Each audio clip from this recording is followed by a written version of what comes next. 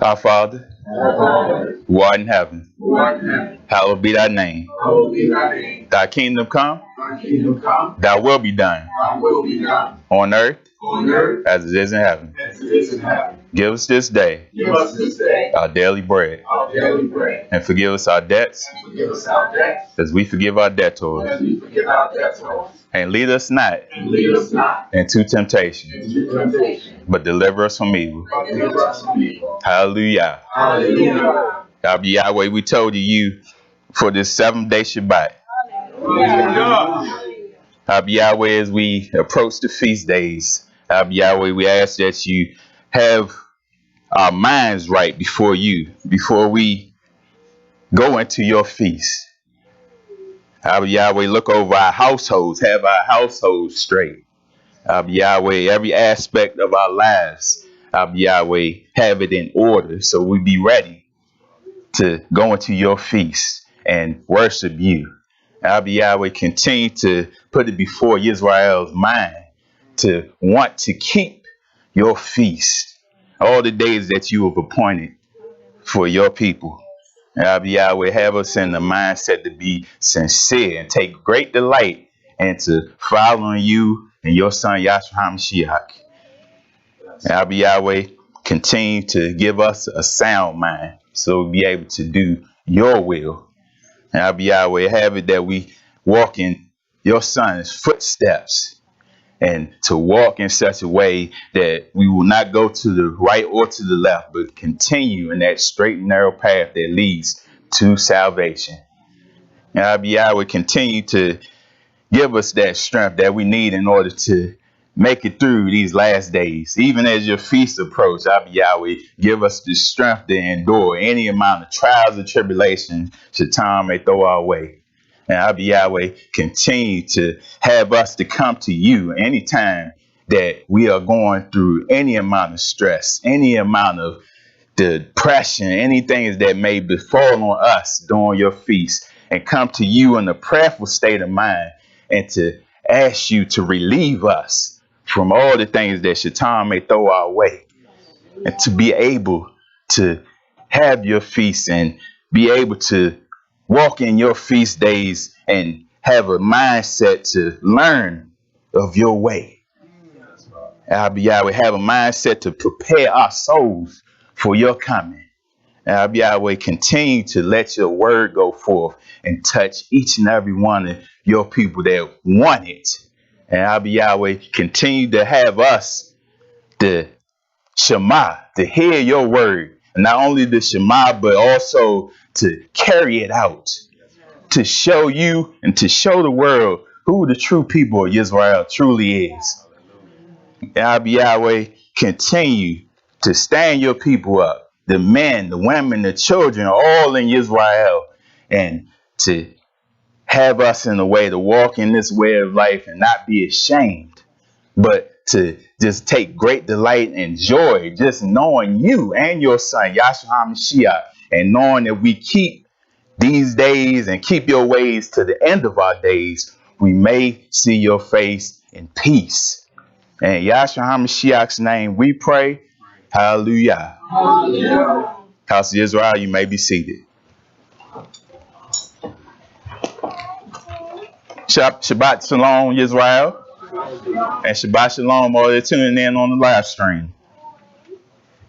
Today I want to read from the book of Tehillim. This is Psalms 140. Psalms 140 says, "Deliver me, O Yahweh, from evil men. Preserve me from the violent men who plan evil things in their hearts. They continually gather together for war. They sharpen their tongues like a serpent. The poison of asps is under their lips. Keep me, O Yahweh, from the hands of the wicked.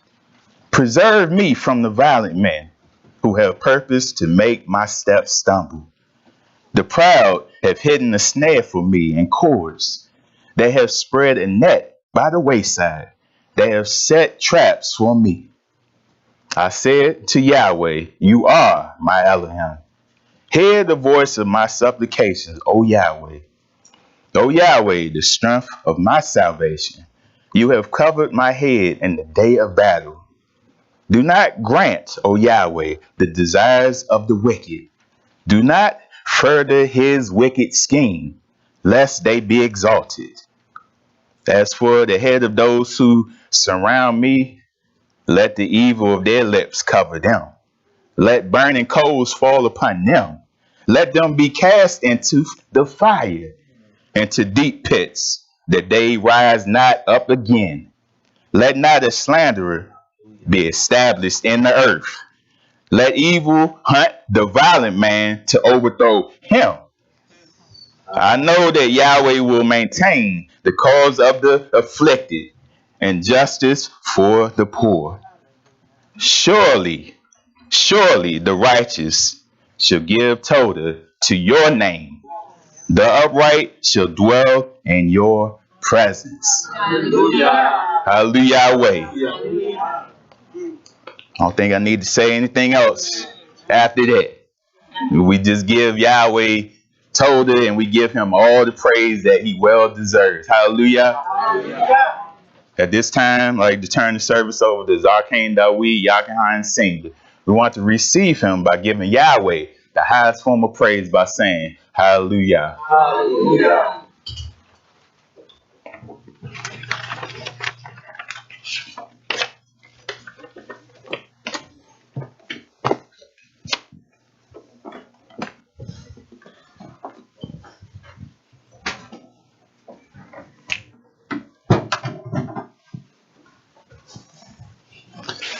Hallelujah. Hallelujah. Shalom Yisrael.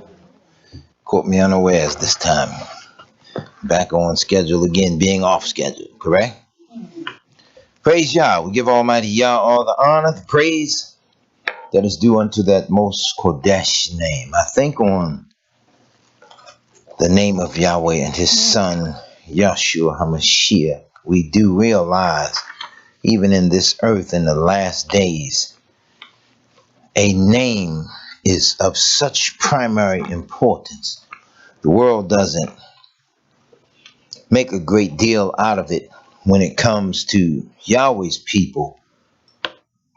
But when it comes to their own, they make a finite distinction on the name and the name of a family and its power, its representation, and all that it carries, the weight of being a Windsor or a Rockefeller or a Vanderbilt. There's a great deal of stress placed upon bearing that name.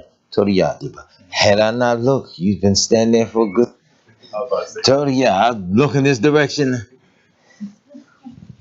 So they place a great deal of stress upon that. And they generally intend for you and I to respect that or place reverence upon it in such a way that when that name is called, we know to honor that. We know that there's a line of dignity that comes with it that is to be bestowed upon it. So in the same manner, and double, triple, quadruple, above all, that same level of honor and reverence should be placed upon the name of Yahweh and his son Yahshua. To be of that family, it is a great deal of responsibility. You look at the Windsors today, now the in-law, they'll say little girl's a troublemaker for spilling the family secrets, whatever. That wasn't no big secret, though. I ain't even been over there and know that. But at any rate, they'll say that she is trouble. She plots shame to the house of Windsor. If you all understand what I'm saying when I say Windsor, that's all right. I'll clear it up later. But that stress is upon you as Yisrael, as the family of Yahweh. There's a great deal of pressure upon you. There's pressure upon your name to be who you are. Now, we want to bear the resemblance of royalty. I look at us as a people, and I don't say this to mock us. I'm no better than you. I'm right here with you. Where am I? In captivity? Yes, sir. We're you. Okay, I'm right here with you, so I can talk about this, right? You see, we want to be recognized as royalty, but we want to celebrate like street trash. And you have to really say that to Yisrael, to Yahweh's people. You have to do better. Your old folk used to say, boy, you better act like you got some sense. Well,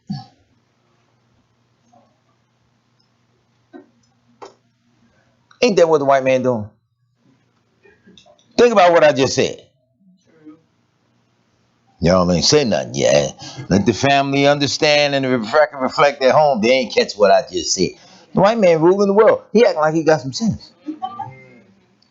But you really don't want to act like you got some sense. You better know you have some sense. You better live like it. You hear what I'm saying? Yeah. Old folks say you better act like you got some sense. That means you better not cut up and show off in front of me. So there are some... Praise y'all. I was going to say, let me sit down. I'm already sitting down. You can tell this is a heavy message. You sitting down and didn't think about, I need to sit down. I need a nap. Listen. See, for the people of Yahweh,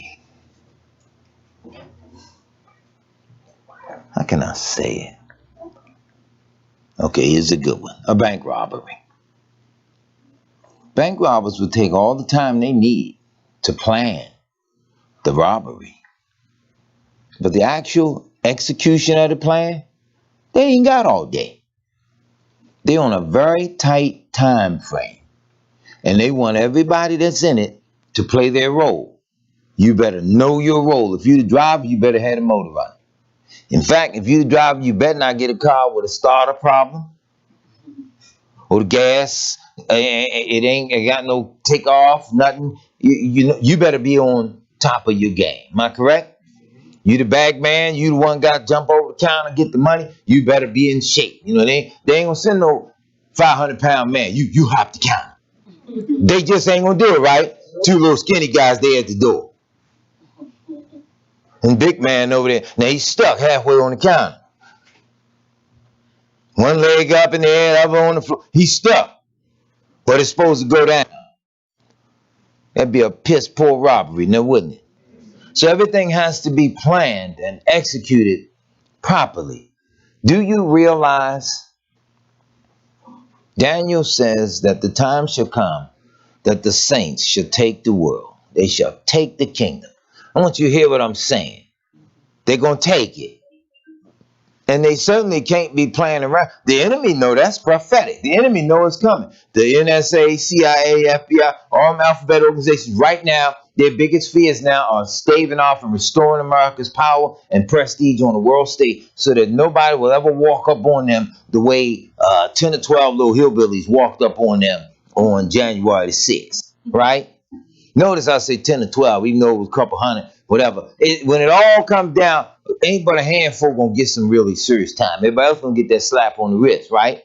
Now the poor little homeless black brother, whatever time he get, watch he be an example for all other black folk. And I'm saying it. I don't care. They can check the video, they can flag what have you, but don't just flag it. Call me, notify me about the falsity behind what I'm saying, and give me an opportunity to lay out the evidence. See, this is how you got to do some people. You got to speak the truth and keep moving while holding your evidence in reserve. You see what I'm saying?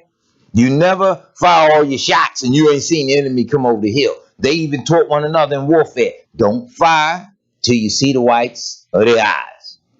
That meant they was up close, right? The chances of missing are lessened. So we say in the same manner, nobody wants to see Yahweh's people even restored to their proper state. The world would rather have, now this is interesting, the world would rather have people in position to play you, to pretend to be you, than to have you in your rightful position being who you are. Now that's sick. Isn't that sick? So you're telling Yahweh, we don't want them. You chose them. We don't want them. We're going to send these. These are ours. These are the ones we send. Now that's serious, isn't it? And to make matters worse, Yahweh ain't paying attention to what the world's doing like they think he is. Because he says, what I have decreed will be. So now you all get out there and act like you got some sense. You understand where I'm going with this? This is what Yahweh was saying to Israel. Get out there. I'm going to use the phrase, act like you got some sense. Meaning, keep my commandments and live. So we can't keep bluffing. Today's message is entitled Passover. Colon. Semicolon. I always get them two mixed up. English major. Still can't get that right. Is it the double dot or is the dot and the comma? Which is? Two colons. Right? The two dots is that's the colon. So the semi is the comma. All right. I'm gonna forget that next week and y'all have to tell me all over again. Watch. Anyway. Isn't that amazing? English major. Oh, you were there. I could ask you, right? I used to cheat off her papers sometime when we were in school. But anyway. Y'all would know how I put you together. Listen, Israel don't even know how Yahweh operates. Yahweh does things in a way where it take you 40 years to go down the street. Around the corner, up the block, you done fell off the cliff twice, you down in the hole, you tumbled in the river, you got back up, you had to grab the rope, swing across the bank, go back down there, climb up the gravel hill, you slip back down 3 times, you get back up, you finally make it, and you look and realize, this is where I started from. Yahweh knows how to plan for Israel. It's us, we keep messing up. Passover. Colon. We said colon, right? We don't understand and we don't take it serious. That's the topic today. We don't understand and we still don't take it seriously. I was looking over some things. This is why I hate the internet. I know it's a tool. I know it's useful. Don't get me wrong. I don't want nobody saying, hey, I use the internet. That's not what I'm saying. I'm saying the internet is not your primary source of information. In fact, watch this. Real quick survey. Show of hands.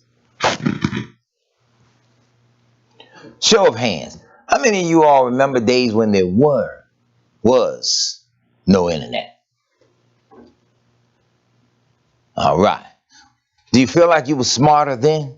Or you feel smarter now? Okay, then, so I'm almost sorry I asked that question because my next statement is almost like an embarrassment to you or to me, to all of us. But I'm going to say, well, then don't that admit we've been dumbed down? Think about what I did. We admit it now, we've been dumb. You remember how you remembered everybody's phone number?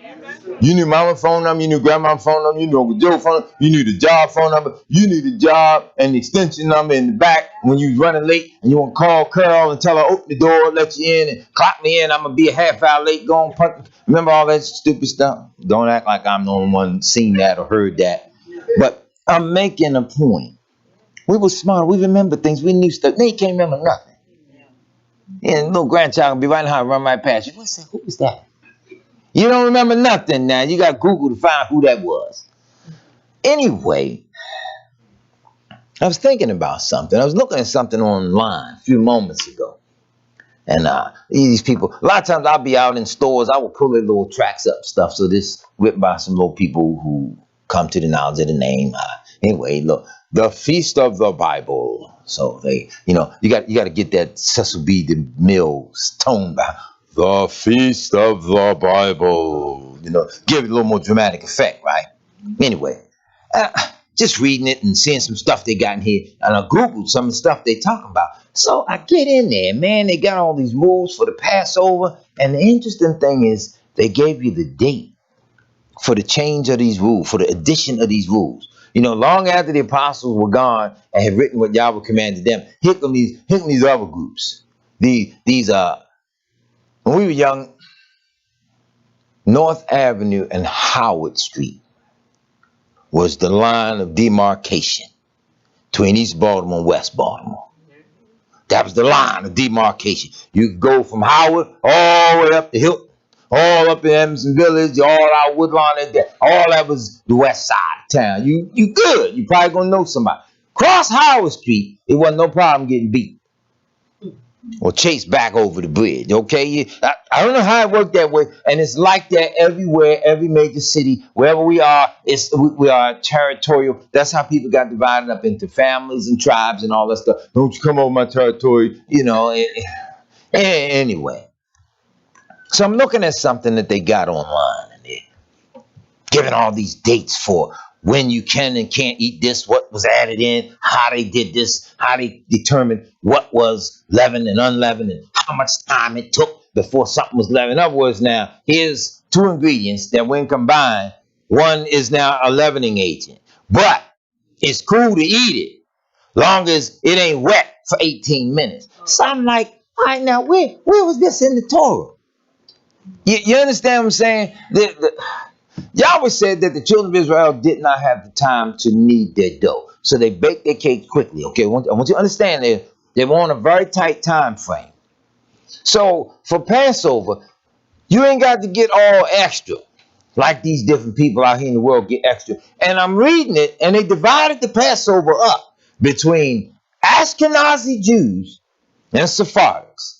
I had never heard of this until 20 minutes ago. I'm just going over my notes for the last minute, just double checking something. And they said Passover rules are generally divided between Ashkenazi and Sephardic Jews. And I'm looking at it. I'm like, oh, now this has got to be interesting. Both of them wrong. Because both of them got their own rules.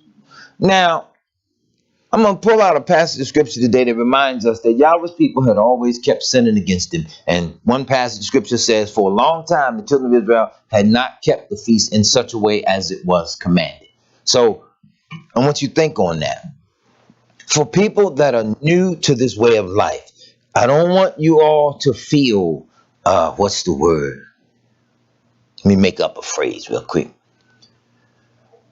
Egyptianally pressurized. I just invented that.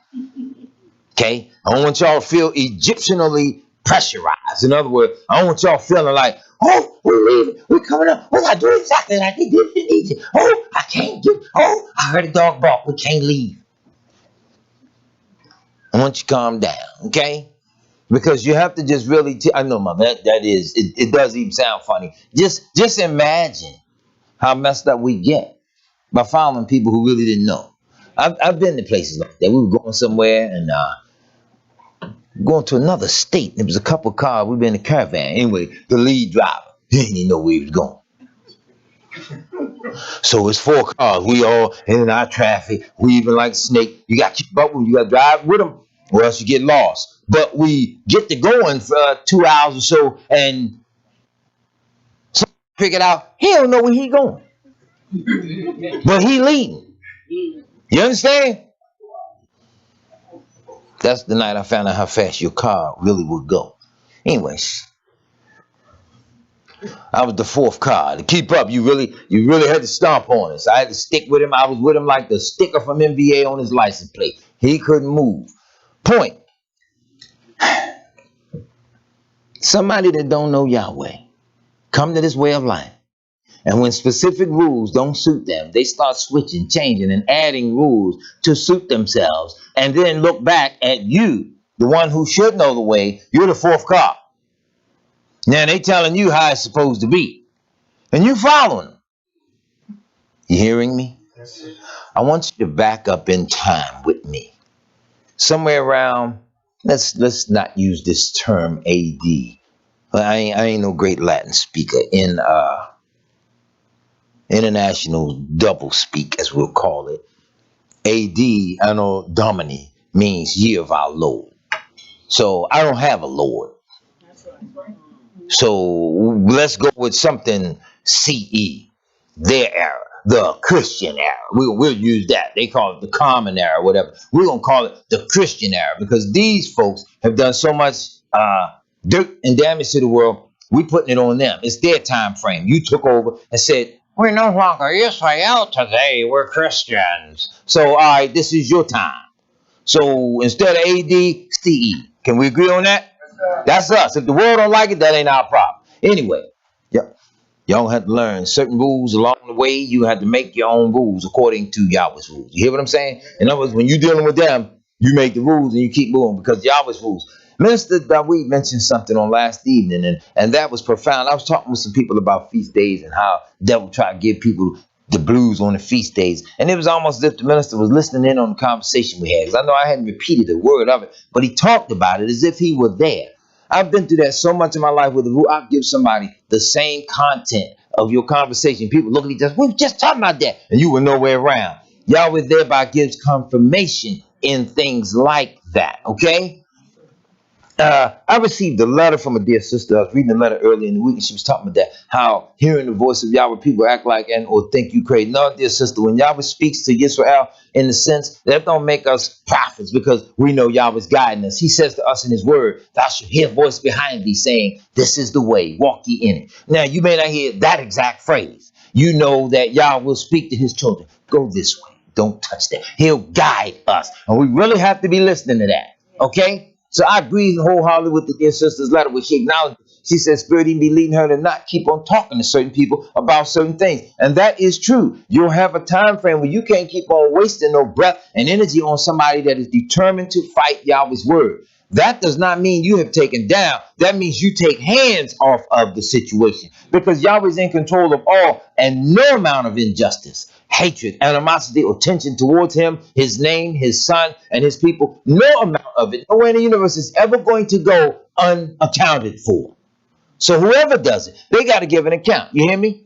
So you can live a stress-free life by loving and honoring and obeying Yahweh without arguing with the devil's children. You hear what I say? You got to keep on arguing with them. I come home, I told y'all a couple weeks ago about a letter I received from Jehovah's Witnesses. Just keep on sending me these letters. So the third letter was in the mail yesterday. So I was like, I was supposed to send you that stuff off. So I didn't even open the envelope. I wrote right on it. This has to stop. Considering the fact that your religion did not come along until 1872, you need to go do some research on the sacred name of Yahweh and his son Yahshua and stop bothering me. And I filled the envelope with a whole lot of tracts on the name of Yahweh, his son Yahshua, why we don't use Jehovah, why we don't use the Lord, whole bunch of different tracts on Yahweh's word as he spoke to Yisrael. And the letter that I didn't even open, stuck that back in the envelope and went to the post office and put it in the mail. So you want to play with me, or we're going to play back.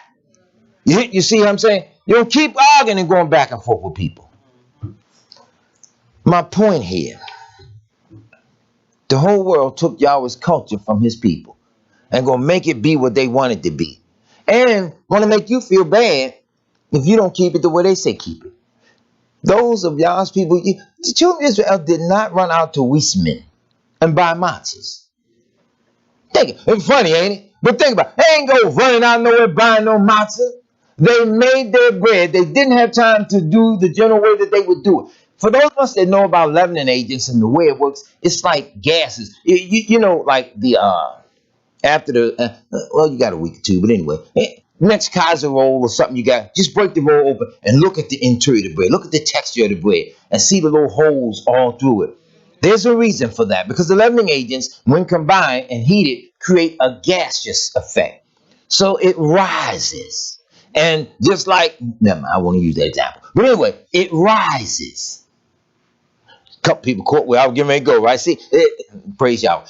Anyway, so it rises. And as it rises and the longer it bakes, it causes the gases to come out of it, but it allows it to stay fluffed.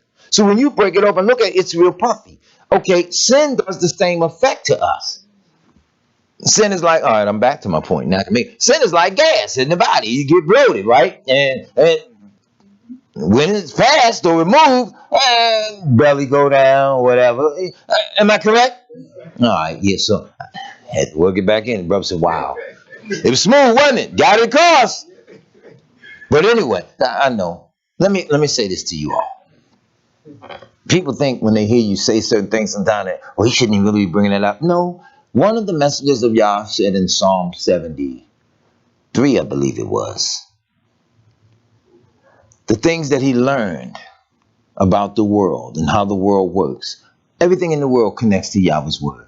And he was looking at how the wicked and how they're going to be overthrown, how Yah's going to do this and do that. And he marveled at the way the wicked function in the world. And he said, when I entered the sanctuary of Yahweh, then understood I their end. Meaning, You're supposed to be talking. Everything in life that relates to Yah's word of Torah, we should be able to discuss it in the sanctuary. It should come up. That way Yah's people know what to anticipate, what to expect. It should all come out.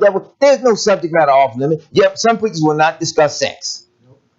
It's not off limits. They won't discuss transgenderism, homosexuality, lesbianism. It's not off limits. You hear me?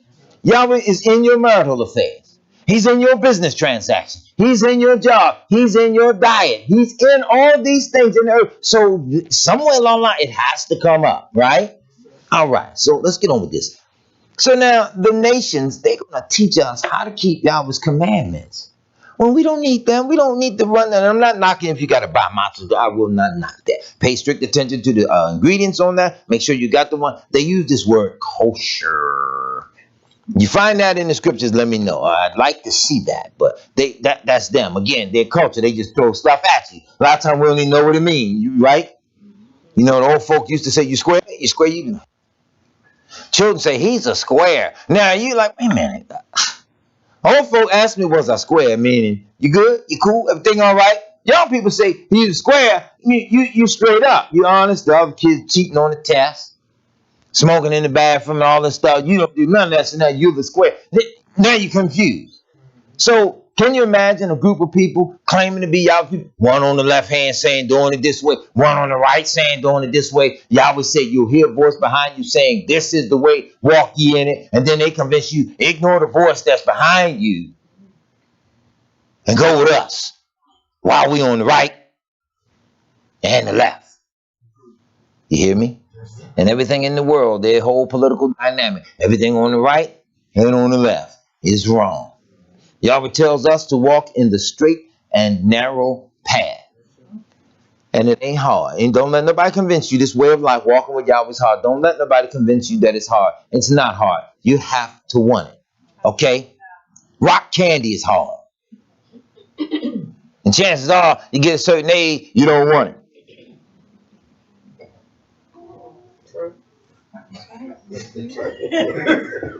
Just checking, you know. You get a little older, that stuff break your teeth out. Y'all get where I'm going, right? Just checking. You know, little children, they crunch on anything. What do you eat? Don't eat my sofa. You know, you never know, right? Anyway, Yahweh's people have to pay strict attention to Him. We have to pay strict attention to Him. I point to the heavens. And He dwells within us in a way where He will keep us restrained from all sin. That's what the Ruach HaKodesh is for. He sent His Son because His Son was the perfect way. You ever read something stupid? And you read it and you say, that's so-and-so. Oh, it could be an uncle, anybody. You say, that's so-and-so all the way. Well, you read Yahweh's word and all the righteousness within it, and you immediately say, that's Yahshua. That's why He set His Son before us. The perfect man, okay? So perfect. Look, I'm going to let Him sacrifice Himself for you. Because He is so perfect, He's coming back. And if you do like He does and you get this perfection down pat, you too are coming back. See how it works? So these people are just doing it for show. For form or for fashion. They ain't even getting no check out of it. And in the event they do get a check out of it, their check ain't going to put them in the kingdom. You hear what I'm saying? Now, let's back up in time for a moment. Yahshua said, see all these stones? Look at this temple. Look at the beauty of it. For there should not be one stone left here upon top of another. That was a serious statement. Because when the war and the battle break out so bad, I've seen houses fall down. Where the bricks and the mortar and things stay together and they're lumped in lumps or whatever, then some still stays up. He said, not one stone that shall not be left upon top of another. That's a serious raising of a building. Not raising, but raising, as in destruction, R-A-Z-E, okay? So that's a serious construct that Israel went through. They had no command of the sanctuary in Yahshua and the apostles' day because we were starting to be Hellenized. We were starting to desire the ways of the Gentiles more than the ways of Yahweh. So let's put some dates in mind. Write this down, 70 CE. Because right around 70, or more so 40 years after Hamashiach, here comes Titus and the Roman army. They destroyed Jerusalem, ransacked it, tore it down, did everything they could. Passover still stayed on the calendar. The dates still transpired and rolled over year after year after year. Okay? But now we're starting to lose sight of it because we had to flee out of Jerusalem down into West Africa. This is very imperative that we know this as a historical footnote, because when we start talking to the Gentiles, they want to forget this specific era of time, because when questioned on where the people of Yahweh fled, don't nobody want to get caught talking about that. Okay? It is imperative that people know where the children of Israel fled. Now, if I got a bunch of Chinese chasing after me, I'm not running into Chinatown looking for somebody to hide me. Because I ain't going to be looking like the people that I just ran to. I'm going to look like the people that's after me. Finding me is a no-gamer, no-brainer. We got him. I can jump up all I want. Oh, no, it ain't happening, okay?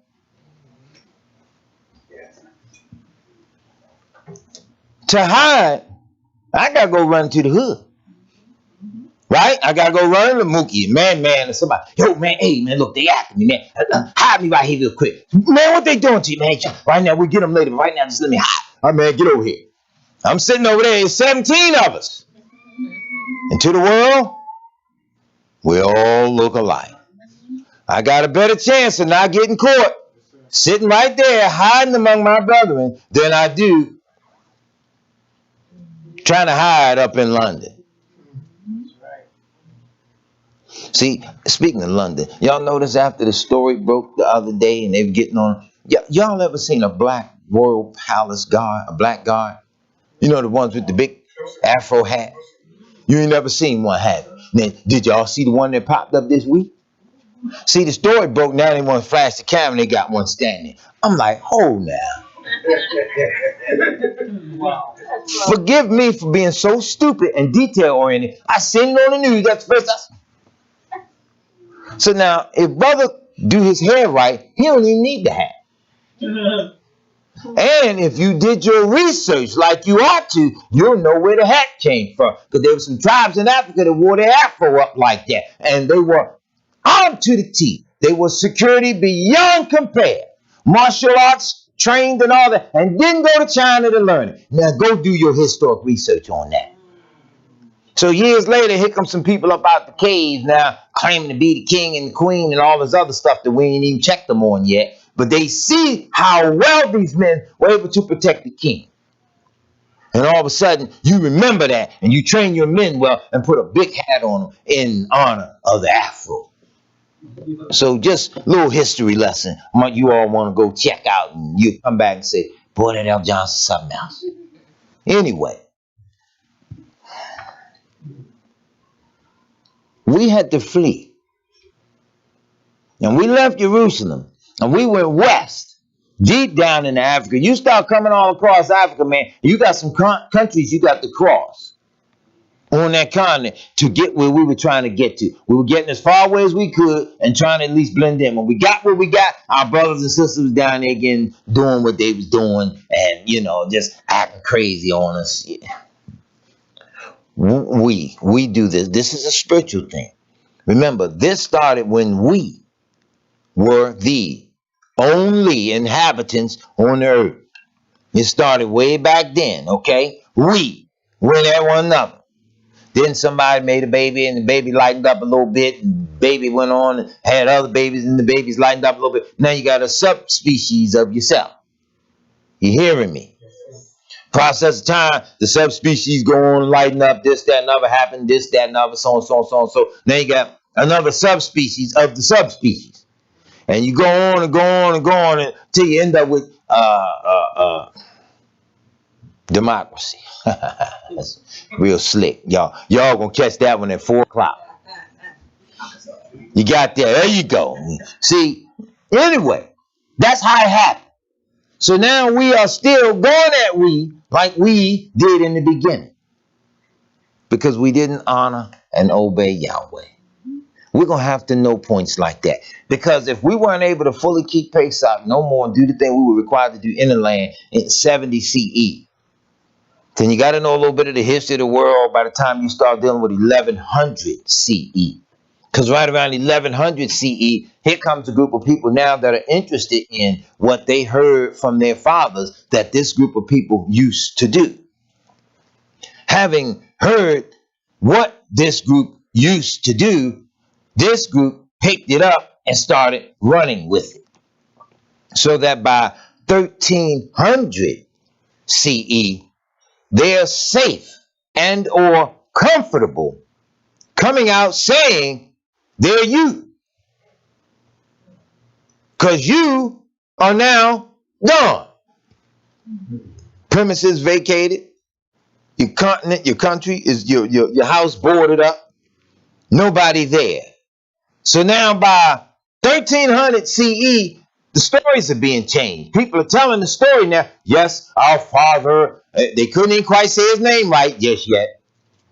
I want you to get the difference when somebody's saying something in Hebrew, Abraham, and somebody else saying Ibrah. Get the difference between where the V sound and the B sound came from. You got to know and understand that, okay? Unless you understand that, some of the stuff will get by you, and they'll sit there just as professionally and fool you like a lawyer.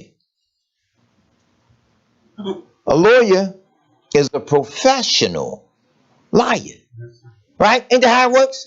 He's a professional. Well, Your Honor, my client didn't exactly use the gun to shoot those 39 people, 40 supposed people. But my client was in possession of it while it happened to be hot. It was heated up from all the shootings or whatever, Your Honor. But my client, my actual client, is not guilty because my client, Your Honor, at the time, being not guilty, was temporarily insane. So it could not have been my client, Your Honor. You see what I'm getting? That's how sophisticated people lie. So you have sophisticated lawyers that lie over the Torah, lie over banking, they lie over land, they lie over the deeds, they lie over rights, they lie over every dynamic that there is. When the Dead Sea Scrolls were found, how in the world a group of lawyers and attorneys got a hold of it and got into it and got into the dispensation of it and how it was to be translated? How?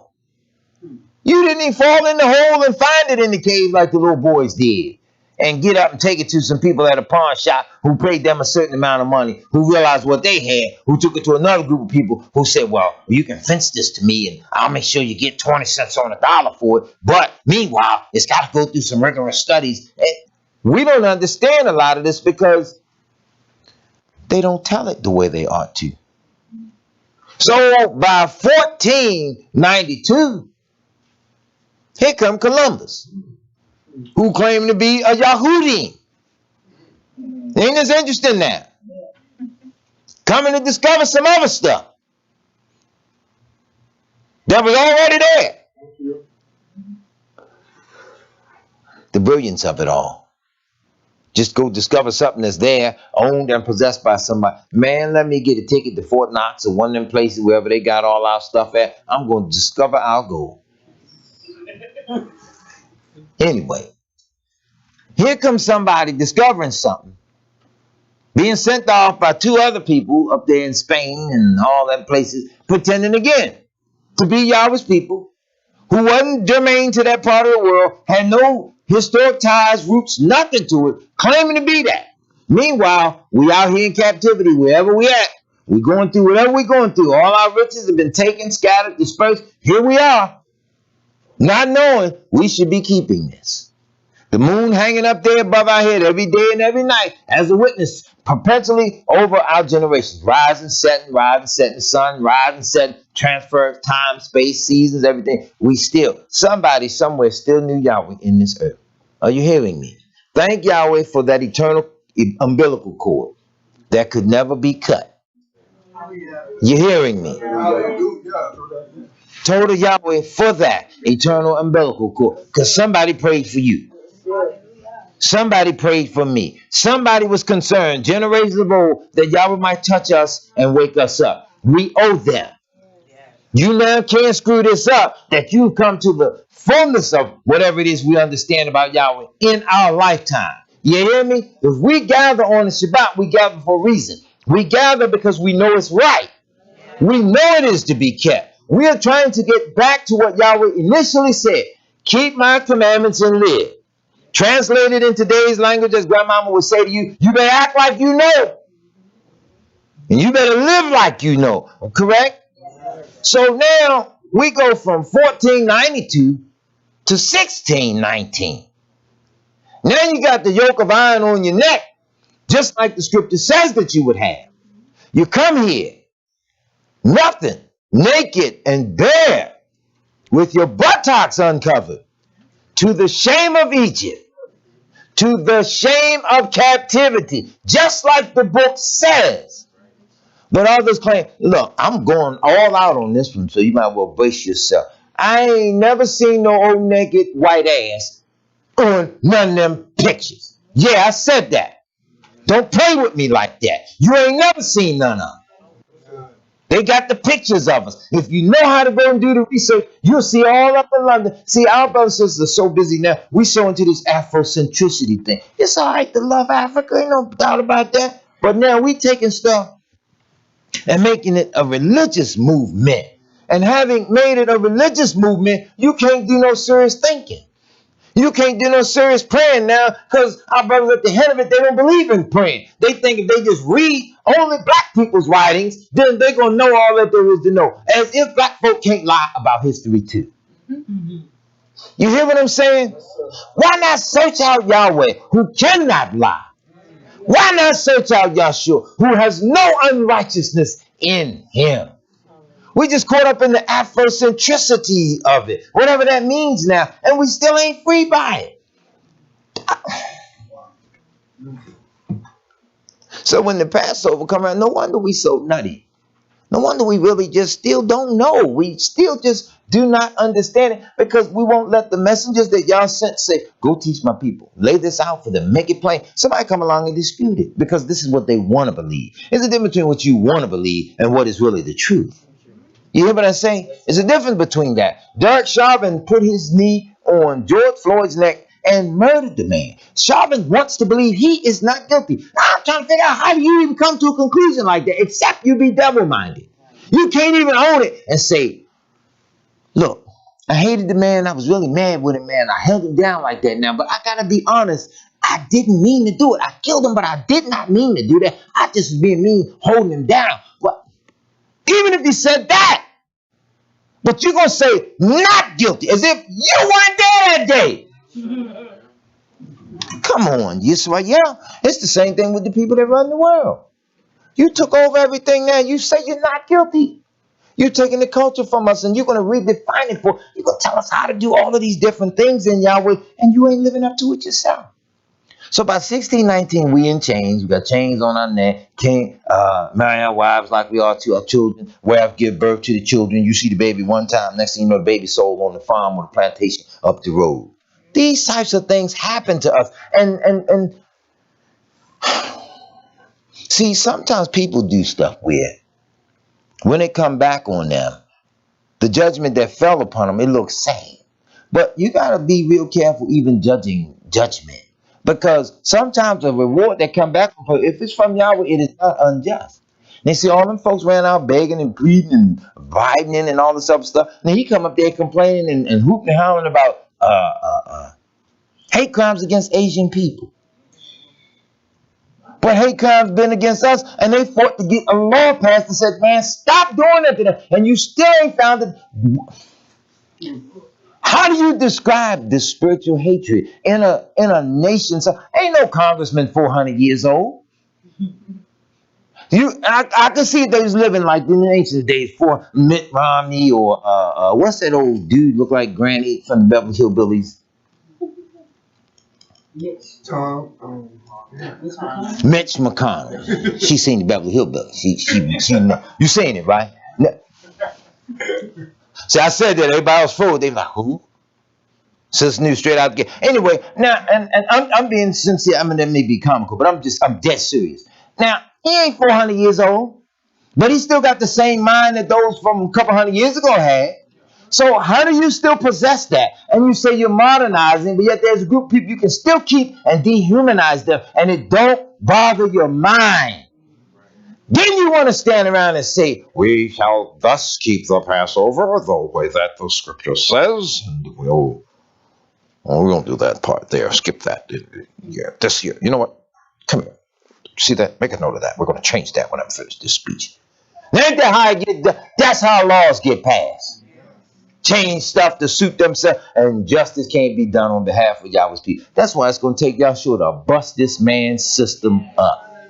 They can get mad at me for saying it all they want to. Yahweh going to bust your system up. He going to bust your system up. He going to bust your system up. And I read your material. I read your research. And I see your fear in print. You all are big. Can America ever lead again? Hell no.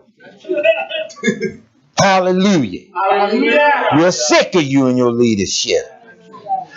So our people ran out and voted for somebody to get in office and do all this stuff, and he's more concerned about bringing in thousands of people now, undocumented and all this stuff. You get documented. You got to have every document in the world, okay? Owe them any kind of money they want, every document that there is on you. Do you have your great-great-great-great-granddaddy's driver's license? Do I need it? Did he drive? That's just how intense their studies are. If you go buy a house, they want to know everything that there is to know about you. Go buy a car, they want to know everything there is to know about you. Buy a stamp, want to know everything that there is to know about you. We keep suffering as a people because we don't want everything that there is to know about Yahweh that He revealed to us, with more to come. We're the ones suffering. So by 1865, now we're getting free. Somebody somewhere in this earth that looked like you and I had to have knowledge of the commandments and were trying to keep it as best they could, because the mercies, and I'll say it again, that spiritual umbilical cord that could not be cut, that could not be severed, kept the ties of Yahweh's people to Him. Okay? So here we are now, 2021. With all this knowledge, all this information right at our disposal now. And everybody knows, yet nobody knows. You hearing me? All it takes is a few days above 60 degrees and we're all outside. That's us. All outside. Can't stay in the house now. It's hot. But it takes a while for your houses to heat up, to adjust to the warm weather temperature, because your house has been cold all winter long and you got to keep turning the heat up to keep the place warm. Am I correct? So now it warm up outside hotter than it is in the house. Now I'm saying, too hot. I can't be in it. I got to come outside. That's us. It's always too hot. It's always too cold. Nothing's ever right for us. The Torah of Yahweh is right for the children of Israel. It's just right. All right? This ain't Goldilocks and the Three Bears. The Torah of Yahweh... Speaking of that, since it's up, it comes out, right, Mother? You see all these cartoons that they banning now? The Pepe Le Pew, they ain't showing Pepe Le Pew was sexist. He was a rapist. Now, he always was raping that other little skunk or whatever. That's all Pepe Le Pew was about. Now, I'm reading it. Yes, brother, it's just that comical. Pepe Le Pew. Oh, wow. That stuff, they doing it now. Hey, cartoons, they want to make it right by starting with the cartoons. Okay, here's a good one for you. Goldilocks and the Three Bears.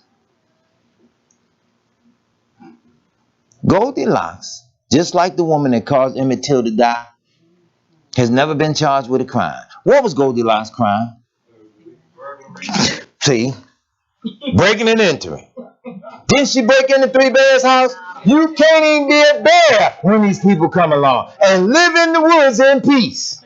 Broke in and ate their porridge and went to sleep in their bed. I'm sorry. When you gonna cancel Santa Claus? What's his crime? Burglary, sweatshops. Got the little squirrels working in there. I call them squirrels. Little elves. Same thing. Elves, squirrels. Got them working for free. And you teaching this to our children. Sweatshops year round. Then he climbed down your chimney. Though you live in the projects. Not mocking the projects, but I'm just saying. Can you imagine Santa coming down the chimney with Michael Evans? Woke. Picture what I'm saying. So Dr. Seuss gets canceled. All this other stuff. Because they all had racist content in it. We saw that as children in the public school. I don't know about it. My father was one of them preachers where he was very analytical. He saw stuff. He couldn't stand that story about the rabbit and the tar baby and all, which the tar baby represented one of our children. Be clear on that, okay? So the rabbit touched the tar baby, got stuck with the tar baby. You got to understand what they're saying. You got to pick up the subliminal message, okay? Anyway, this is the type of stuff that's happening. So this is how you begin justice, by fighting cartoons in the 21st century. And we sitting around as Yahweh's people not knowing how to keep the rules that Yahweh gave. Let's start this message. I want to go backwards this time. I want to pull a particular point on something, man. Yahweh's little people need to know specific things. I'm reading, this is out of the suppressed books. Remember, around here we don't say lost books because they were never lost. We reading out of the suppressed book. This is out of the book of Yasher, chapter I'm gonna start in chapter 77, around verse 38. You got to pick this up. I want y'all catch this. And afterward Moshe went into the garden of Ra'ul, which was behind the house, and he there prayed to Yahweh his Almighty, whom he had done mighty wonders for him. Who had done mighty wonders for him. And it was that while he prayed, he looked opposite to him, and behold, a sapphire stick was placed in the ground, which was planted in the middle of the garden. Now you got to understand where this land was, that his father-in-law's house was at. You got to know a little bit of history to know where he was at.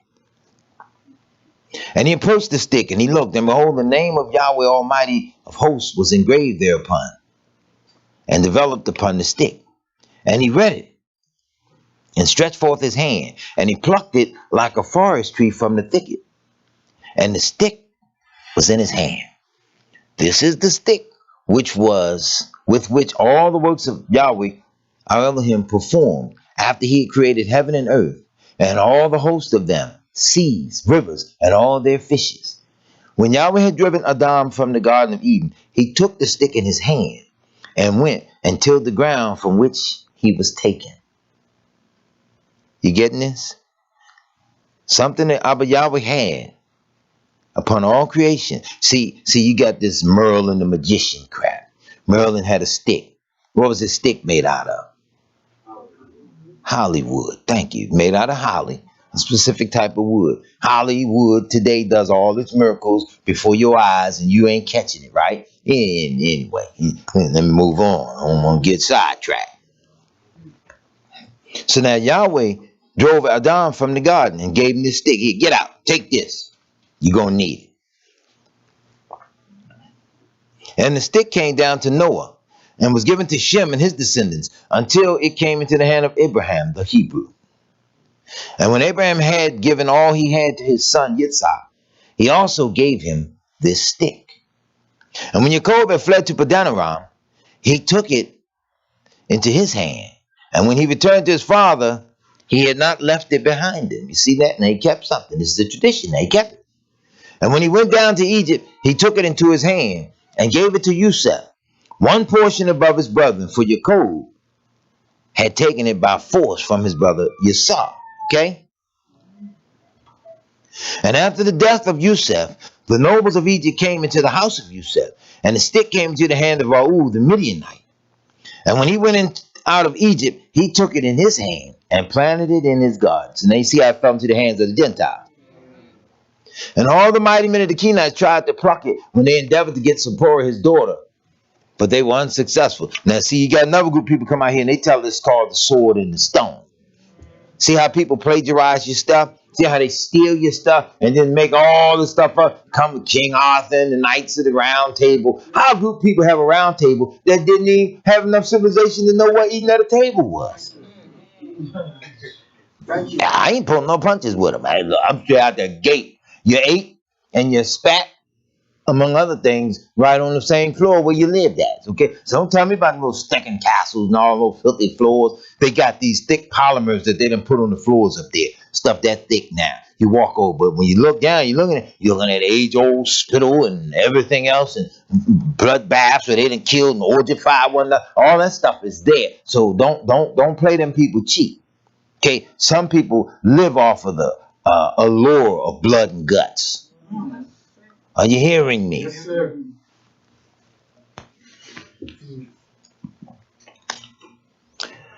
And we're moving along to chapter 79.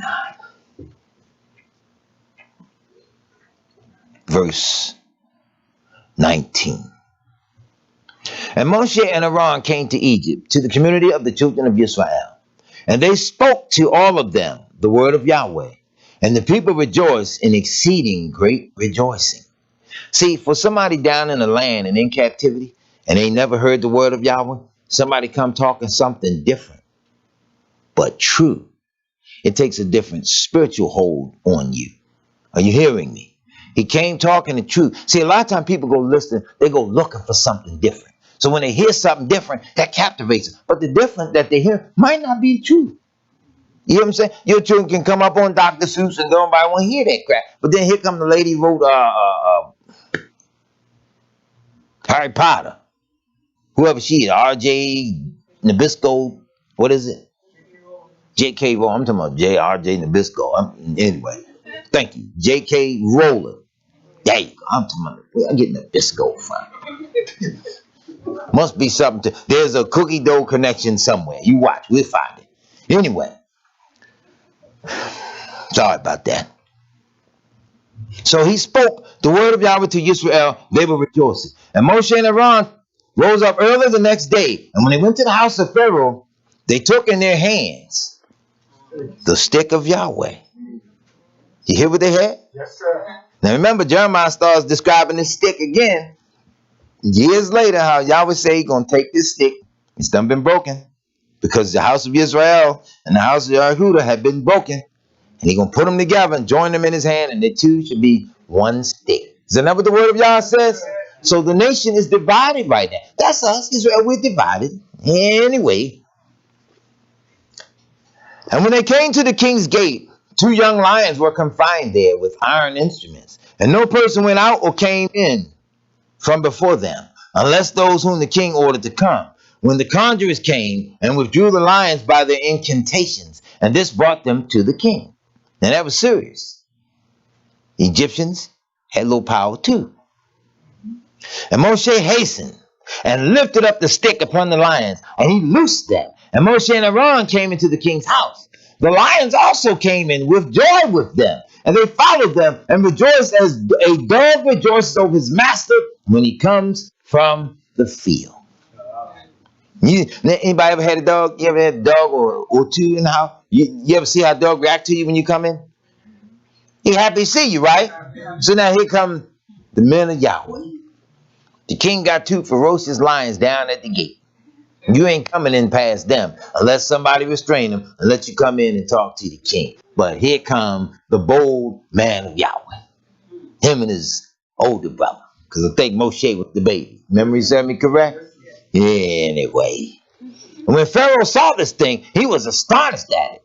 And it greatly terrified him at the report. For their appearance was like the appearance of the children of Yahweh. Now, what could the children of Yahweh possibly have looked like? Okay? What could they have possibly looked like if an Egyptian saw them and said, they look like children of Yahweh?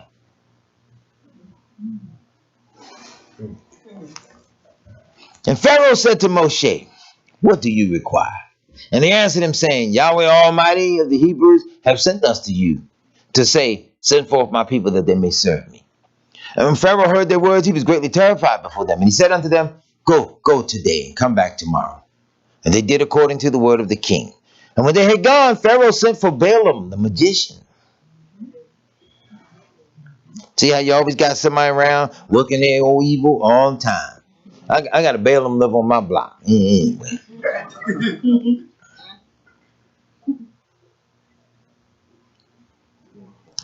And he sent to Jannes and Jambres his sons, and to all the magicians and conjurers and counselors which belonged to the king. And they all came before him and sat. And the king told them all the words which Moshe and his brother Aaron had spoken to him. And the magician said to the king, how came the men to you on account of the lions which were confined at the gate? And the king said, because they lifted up their rod against the lions and loosened them, and came to me. And the lions also rejoiced at them, as a dog rejoices to meet his master. And Balaam the son of Beor, the magician, answered the king, saying, these are none else than magicians like ourselves. You hear that? They thought it was somebody that had, let's use the word, magical powers like they did. So don't go playing magic cheap. It's evil. It's witchcraft. The power of Yahweh is something far different and above and beyond anything the world can comprehend, which is why you and I in this walk need the power of Yahweh. Are you hearing me? We need the power of Yahweh. And it ain't nothing we acquire and then go stand around somewhere. Yo, come here. Y'all check this out. Watch me, man. Check this out now. Ain't looking proof. Yeah, I'm out. Talk to you tomorrow. It's not like that. The power of Yahweh, it is a life-saving, it is a soul-saving level of salvation that cannot be underestimated. We as the nation of Yahweh are going to need this to be able to stand in the latter days.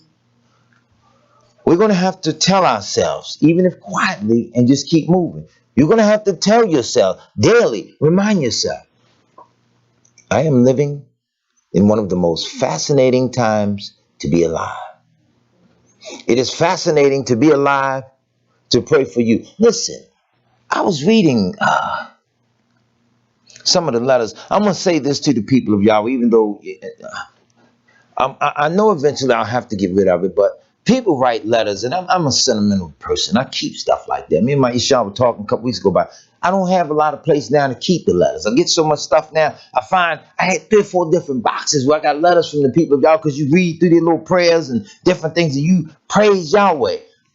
Minister Johnson said something last night. I was like, he got to stay out of the mail, you know, which they get the mail and turn it into me, and I read different things and I look at the stuff anyway.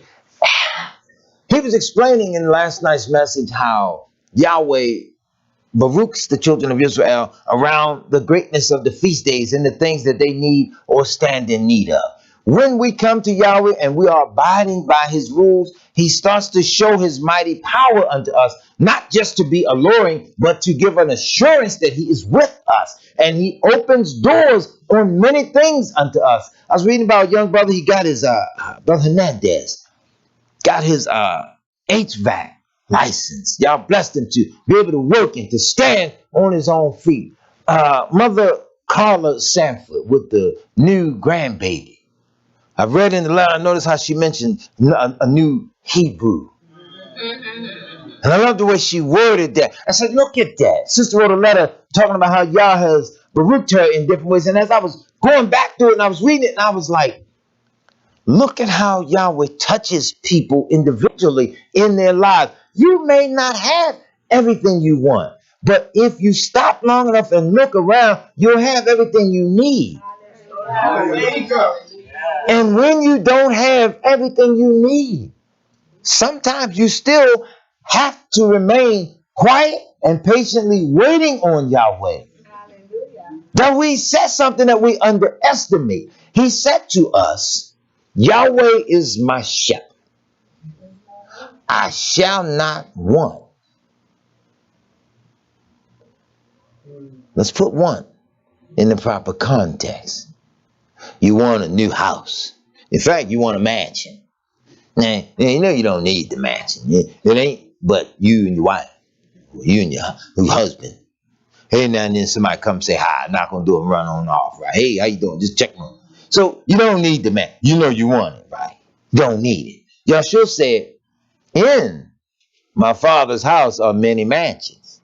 He didn't say the project, and I don't about projects apply. I'm not slurring the projects. I'm just saying they use the projects for us to denote the lowest sort of living, where you need us, you need our sisters to live, so we can put all y'all over here. So on our the project, I'm not slurring us as a people. I'm saying how they try to segregate us from society. Does that make sense? Is that better? And that's why I keep bringing it up. So I'm not slurring our people that have lived in the project. I want you to understand, white folk put us there. And they had somebody put themselves there too. So let's not rule that out. So I want to be clear on that. Now, Yahweh said, I shall not want.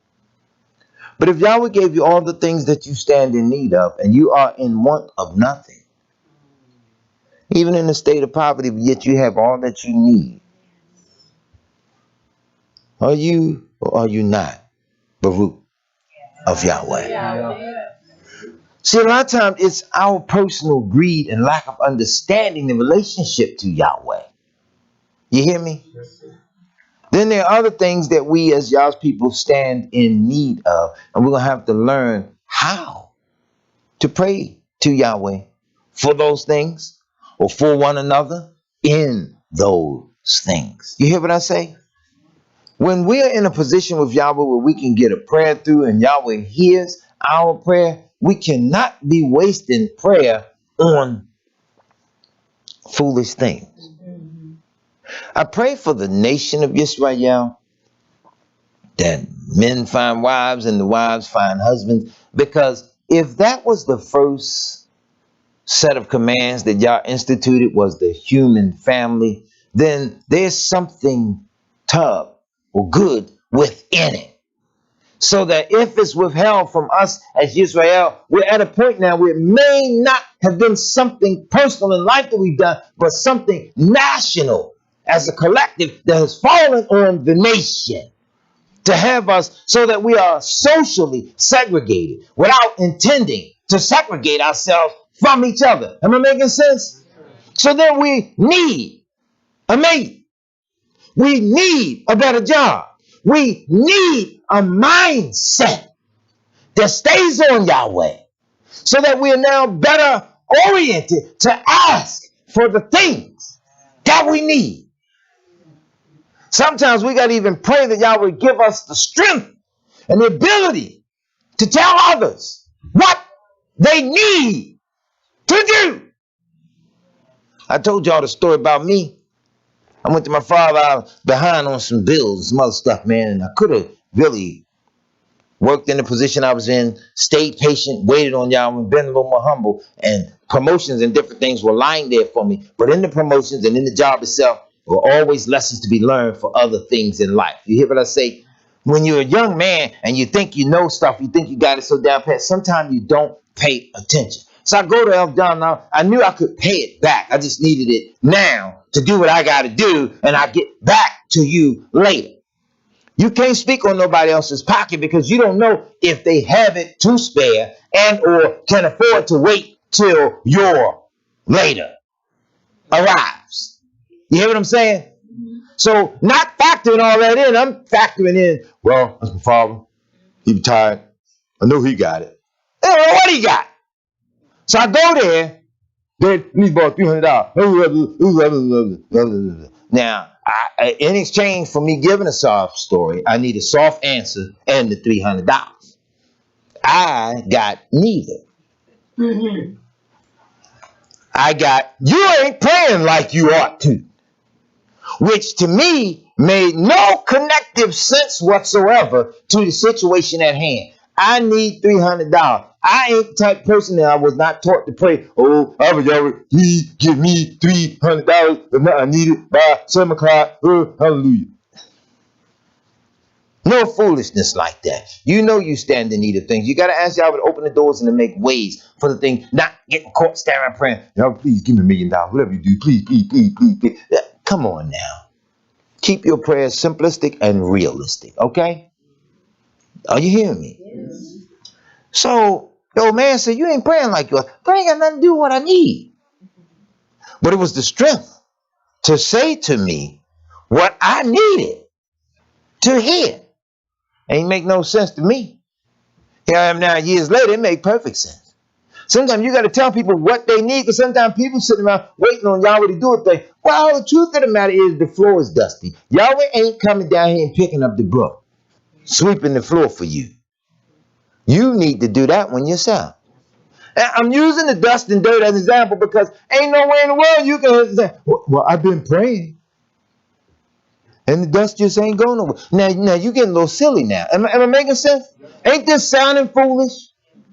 Because you know good and well, your duty, he told man to dress the land. Dress it, he said, till it and keep it. That was such a light occupation.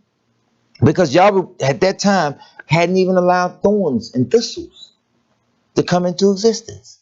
So just a light occupation, just a light tilling of the garden, just move stuff and tend to the flowers, to the plant. I have a plant that I water every Shabbat. I only water it once a week. It stands up tall, beautiful. Didn't water it today.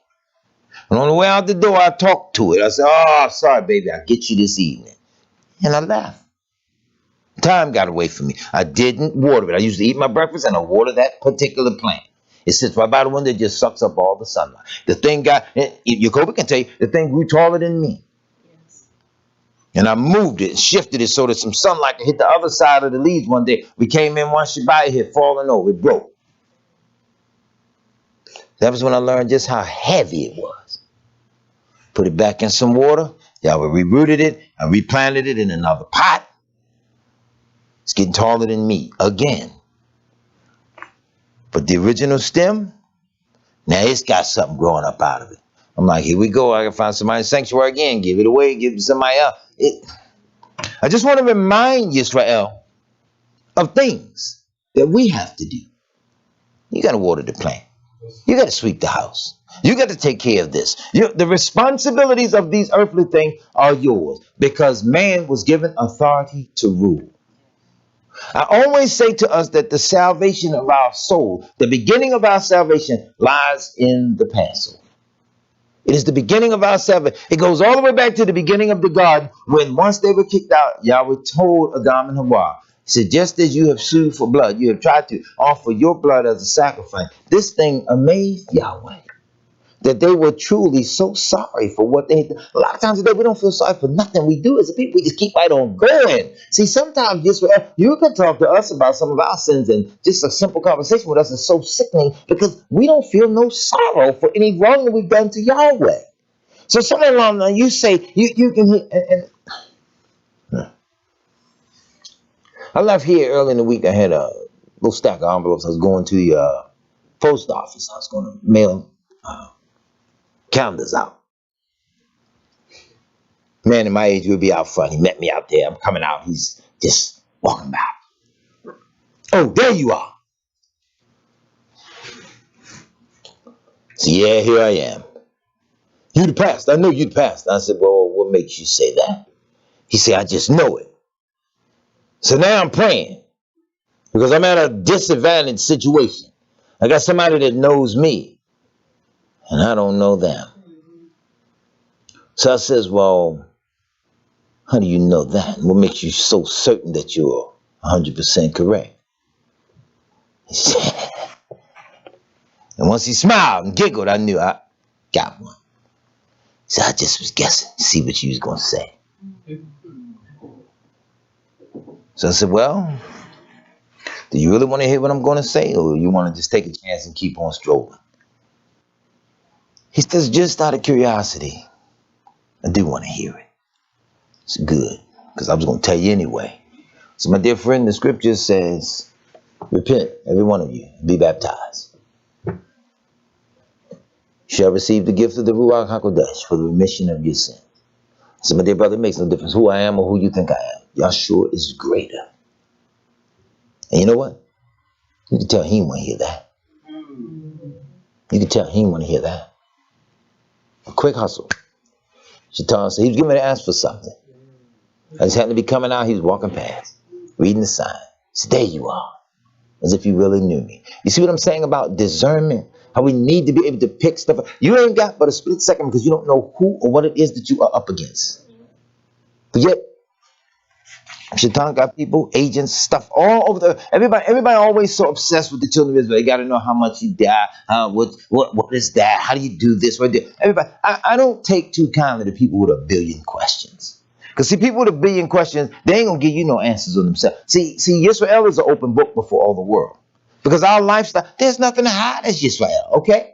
You got the Mormon community, they got secret lifestyles and stuff that they live over there in Wichita, wherever it is they live. Stuff that they don't talk about. It's in-house stuff. Yisrael's life is an open book before all the world because we are commanded to keep Yahweh's commandment. Anybody want to know how Yisrael lived? Read the scriptures and they will know how we are supposed to be living. Our life is an open book. So the world obsesses with us as Yahweh's people, but we don't obsess with the Torah enough to keep it.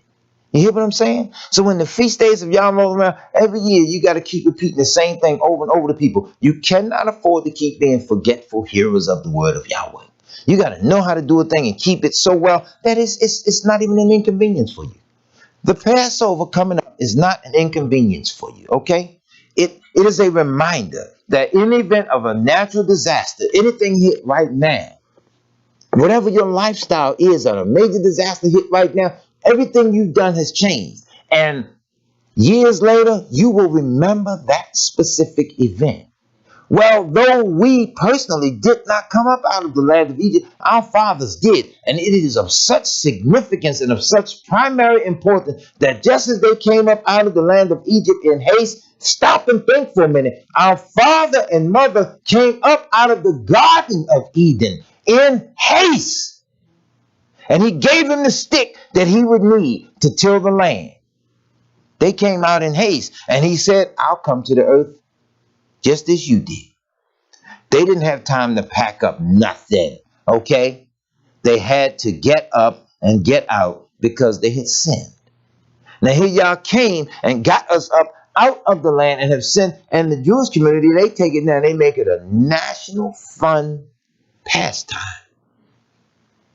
You hear me? All these new rules and all the different stuff you can eat. I'm not going to go over a whole bunch of what you can and cannot eat. This way of life for y'all's people, it is a way of life of what, when we all come to understand it, is common sense.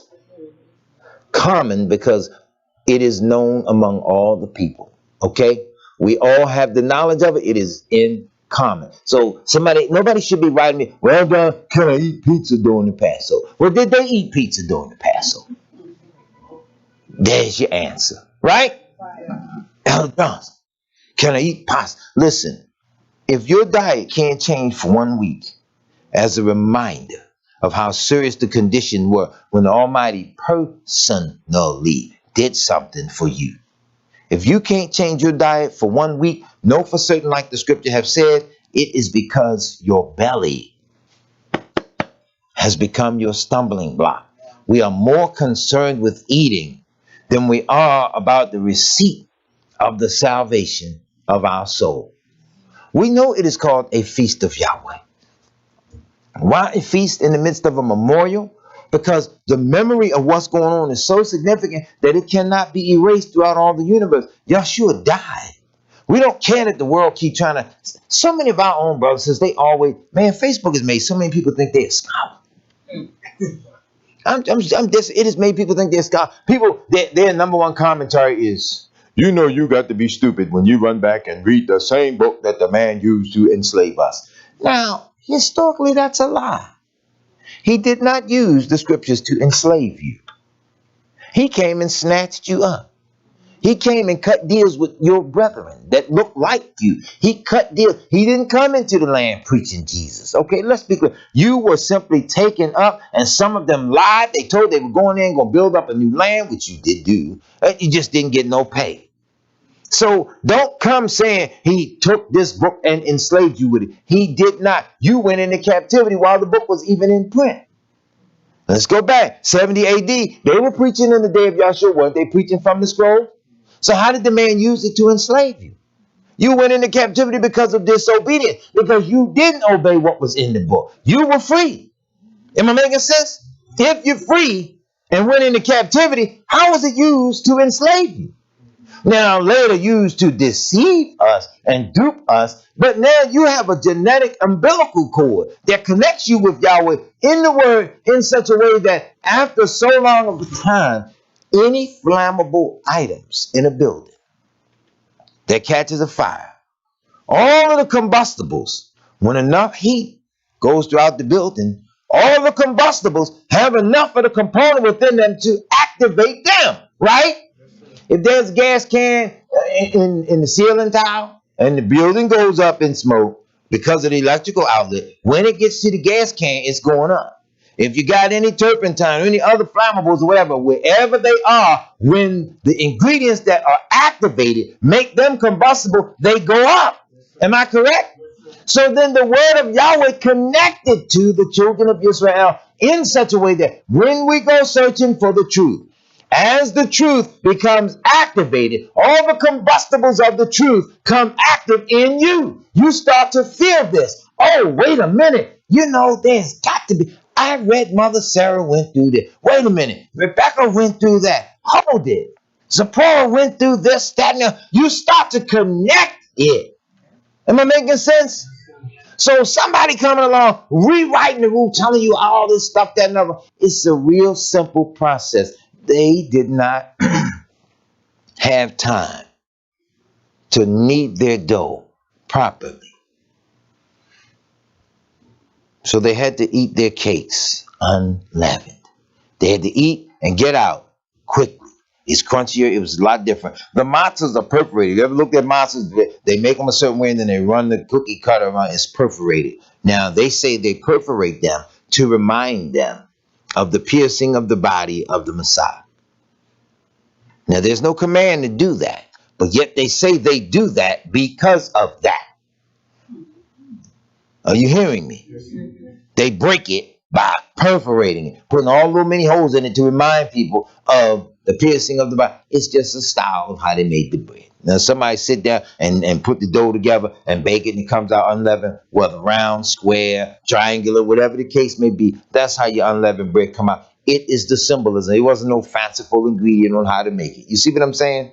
So now they have a whole slew of ingredients and different stuff that they can use. Then they come right back and make stuff. One ingredient of it is said that of the Passover meats you cannot eat during the Passover, they said pork. And I'm like, wait a minute. Now, first of all, how did pork get to be number one on the list of what you can't eat during the Passover when pork, if it's going to be on the list of what you can't eat, it's number one on the list anyway? So you see how off we can be thrown by following people who do not know Yahweh, but yet they want to know more than Yahweh's children know. It's like me. I had a man, he gonna tell me more about my father than I know. Amazing. Anyway, don't know my dad, but know more about him than I know. Gonna tell my dad's story. You can keep talking forever as far as I'm concerned. You don't even get a response out of me on that. But this is how you got to do them with the Pesach. To teach Yahweh's people specific things. They tell them, oh, don't eat no beans, don't eat this, that, and that, because those things are rising. They have this, that, they swell up with water, this, that, and that. Well, swell up with water. Most of our people today are swollen with water. You start looking at our brothers and sisters, you get past a certain age, you can tell signs of heart disease. People are bloated. I know a brother, his leg was swollen. He had to go to the hospital to get the fluid drained off of his leg and different things. So, you start to wonder, okay, how does the body function in a manner where it shuts down and doesn't properly function so that it retains all of these fluids? And yet the person can still go to the bathroom and urinate properly, what have you. So you see how the body is structured. Yahweh lets it function the way he wants it to function. In the days of our dying and the settling of this body into old age, you're going to have complications anyway. But now these people come along and complicate the feast days of Yahweh by making all the basic meats and fruits and vegetables that you can eat despised, despicable, just simply thrown away. And thrown away in a manner where the people of Yahweh can't even understand how the feasts are to be kept. Let's get this. I want y'all to hear this.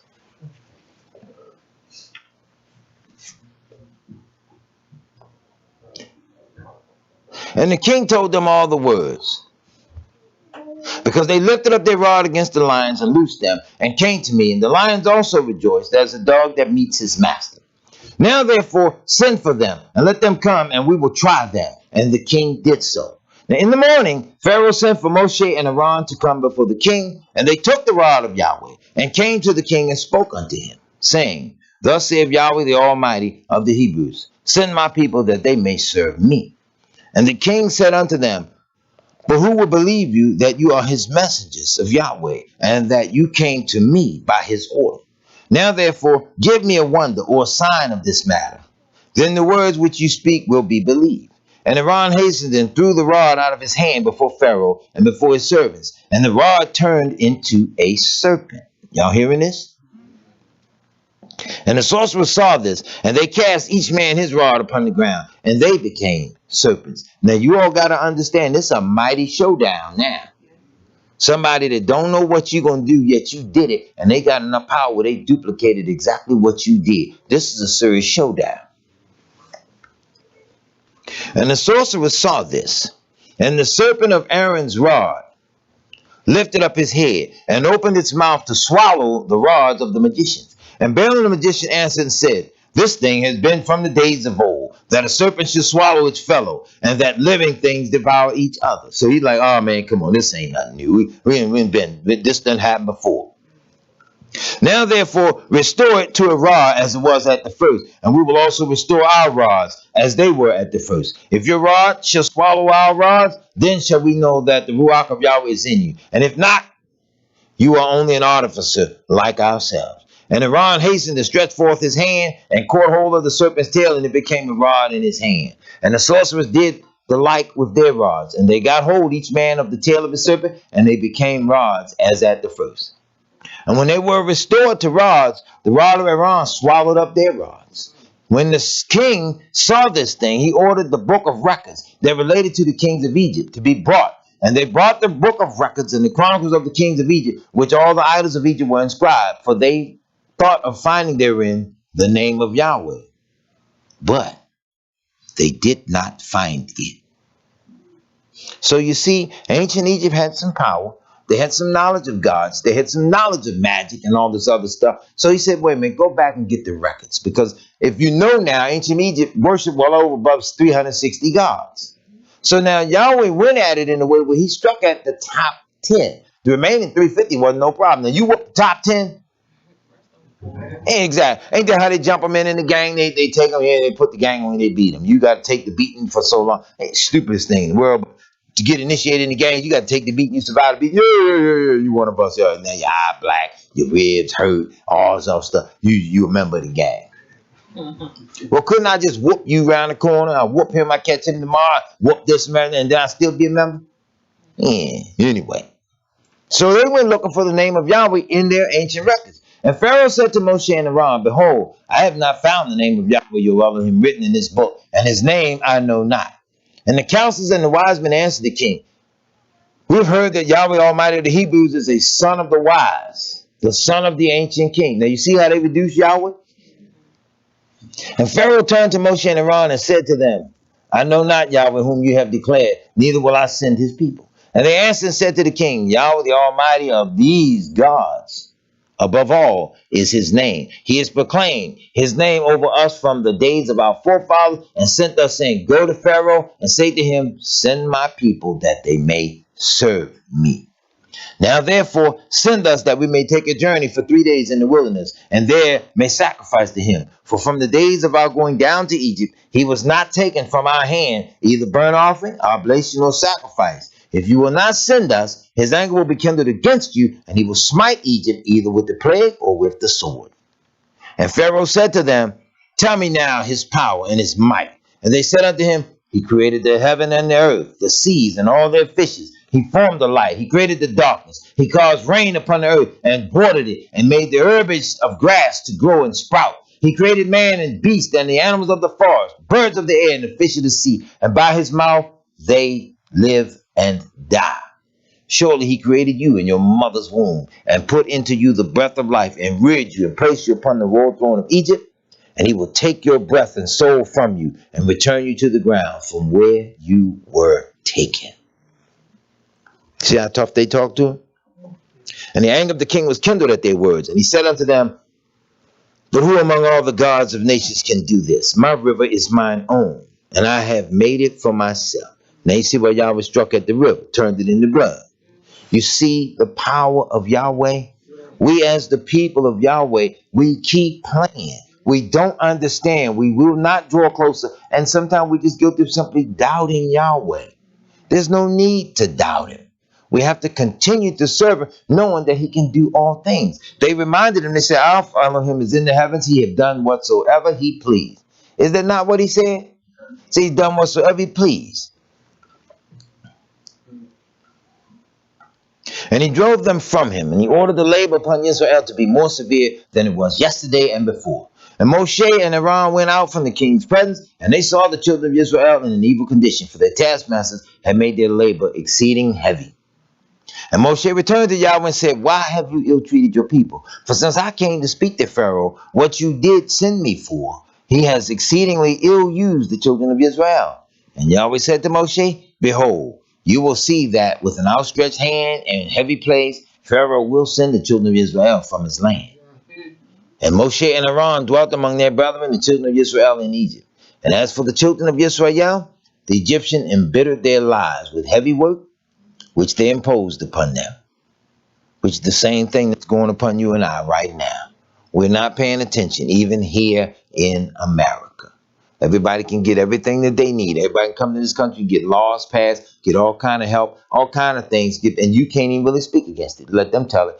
How in the hell can what is a transgender anyway? How can you end up with more rights than somebody that's living, breathing, working, able to do whatever it is you do, contribute to your society, your taxes, whatever, and they can't get it, but now you decide, as crazy as this is, you want to stop being a man to become a woman, and you don't want nobody to have the right to even talk against you. And they put it on the book. Isn't that amazing? Why is that so? The preachers don't answer questions like that. So a comedian answered the question. Dave Chappelle said the only reason it's going the way that it's going is because white men decided this is what they want to do. So in white privilege, now white transgender and everybody else that want to be that weird and that equal to that can now step up to the plate because, again, white privilege said this is what I want to do. It's crazy and it's weird and it's weak and it's wicked as it sounds. I can't even wrap my head around it. It's just that foolish. And you can't get Yahweh people, the children of Israel, to see, all right, in this world and in this timeline now, I want to learn of Yahweh's word and the Torah and the beauty of it and ready myself that I might be able to go forth. Let's put this on hold here because I'm going to come back to that, y'all willing. If I make it back to that, I'll make it back. If I don't, we get to that another time. We need to look at something that the children of Israel did. Leavening agents in your food today. Thing real simple process like yeast, baking sodas or baking powders. Those are the things you want to look out for. Them basic store-bought cakes and breads and things like that. It's 1 week, Israel. Passover come in on the night of the 27th at sunset, which would be at the end of a Shabbat like this. Sunset that night, that's Passover night. You keep the Passover as a supper.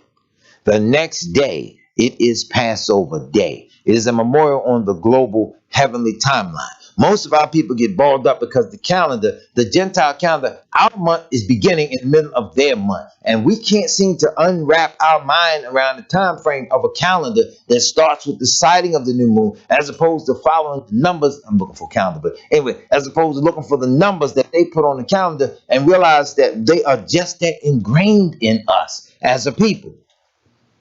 It don't change. Christmas does not come in November. They don't shift it, okay? Give me one. Labor Day, come in September, right? It don't pop up in August. So when Yahweh's people know the calendar and the time frame, It doesn't matter the numbers that the Gentiles had. We are looking at Yahweh's calendar from the heavens, so that annually around that same time, that 14th night of the month, that is your Passover night. It doesn't change. And when Israel gets so balled up on it that they don't know it, they can't see it, ain't no whole lot of helping for them. I had a letter from a dear brother. He said that the assemblies where he worships, or some of the assemblies, they all calculate the feast days off of the dark moon. Thus, they're in error by 1 day. Okay, when we are scattered and we are in captivity, this is what Israel has to come to understand. Because I'm here in Baltimore. There's nothing I can do about what they're doing in another city or another state. We can only strive to do what Yah commands that we do, and do it right. Am I making sense? Okay.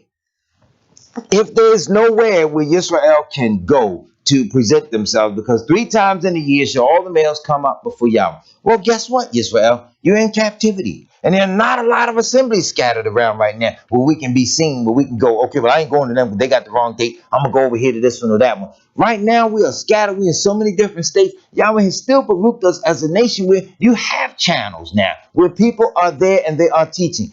Pray for the shepherds where you are, that Yahweh will open their hearts, their minds, and their eyes. Pray for one another. Some people, they'll ask you for numbers. Assemblies in this state or that state. And I got to stop this. So I'm telling y'all at home. I'm going to be honest with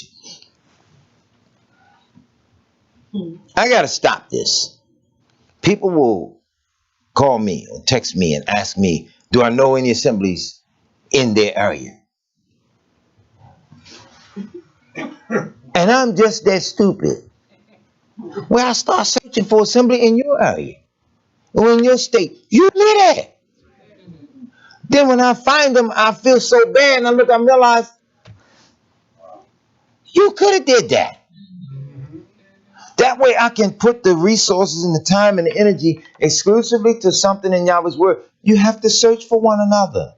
In every city where the apostles used to go in the ancient of days, they inquired where the people that were keepers of the way. That's what Scripture says that they went looking for. So sometimes you got to look for one another, okay? Because truth be told, I don't know every preacher in the sacred name, and I'm not even a traveling minister now. I used to get out. Brother Tim back there, he can tell you, we traveled. Elder Johnson financed a lot of our trips. We traveled. We went to different states, and when he was up in age but feeling well, a lot of times he traveled with us. We drove. Sometimes he would drive. We stopped, we lunched together with him. Come on. He blessed us to go and do a lot of things. Okay, well now we're settled because we have a sanctuary where people congregate every Shabbat. So you have to feed the flock that stands still. So I'm not traveling. I'm right here every Shabbat. When we find assemblies of Yahweh, I find a lot of people will go there and they'll find fault with the assembly. So now they can't stay. But we all have sinned. So you're not going somewhere and finding absolute, total, 100% perfection that you were looking for. And I got to be real with it. All have sinned. So when you are there, pray that y'all open you don't go there trying to tell a man how to run the place. Once you go do that, you know for certain. Say it to yourself. Say, this ain't the Ruach in me. You can't go there telling the man how to run the place. You may see things that you don't. Do you know sometimes as shepherds of Yahweh, we see things that the people do that we don't always rebuke immediately? Sometimes it takes prayer. Sometimes you have to patiently wait on Yahweh to show people the error of their ways.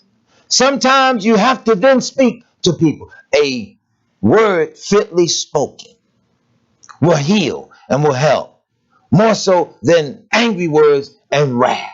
You understand? So though we see everything, we don't call out and slam dunk everybody. Now you got something there to do it. They ain't gonna waste a moment of time, slam dunk the hell out of you. You go in there 6'2", bust you down, you leave feeling 2'1". You're like, wow, go. But it's the healing of Yah's word. So we have to know we are out here in the world. We are in a grave condition. And we go looking for perfection when we the ones that are looking are not perfect. Am I making sense, Yisrael, right here?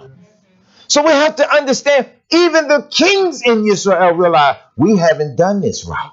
Let me make an edit where I tell everybody, let's get together and do this. Let's do what y'all command. They were cleaning the sanctuary of Yahweh, and they finished in the first month, so they weren't ready. So then they had to keep it in the second month. But they kept it. You don't read where nobody stood up and condemned them. Oh, you bum. Oh, you dirtball. You should have did it in the first. They realized they were wrong. This is us as Hebrews. We don't understand, and then we really don't even take it serious.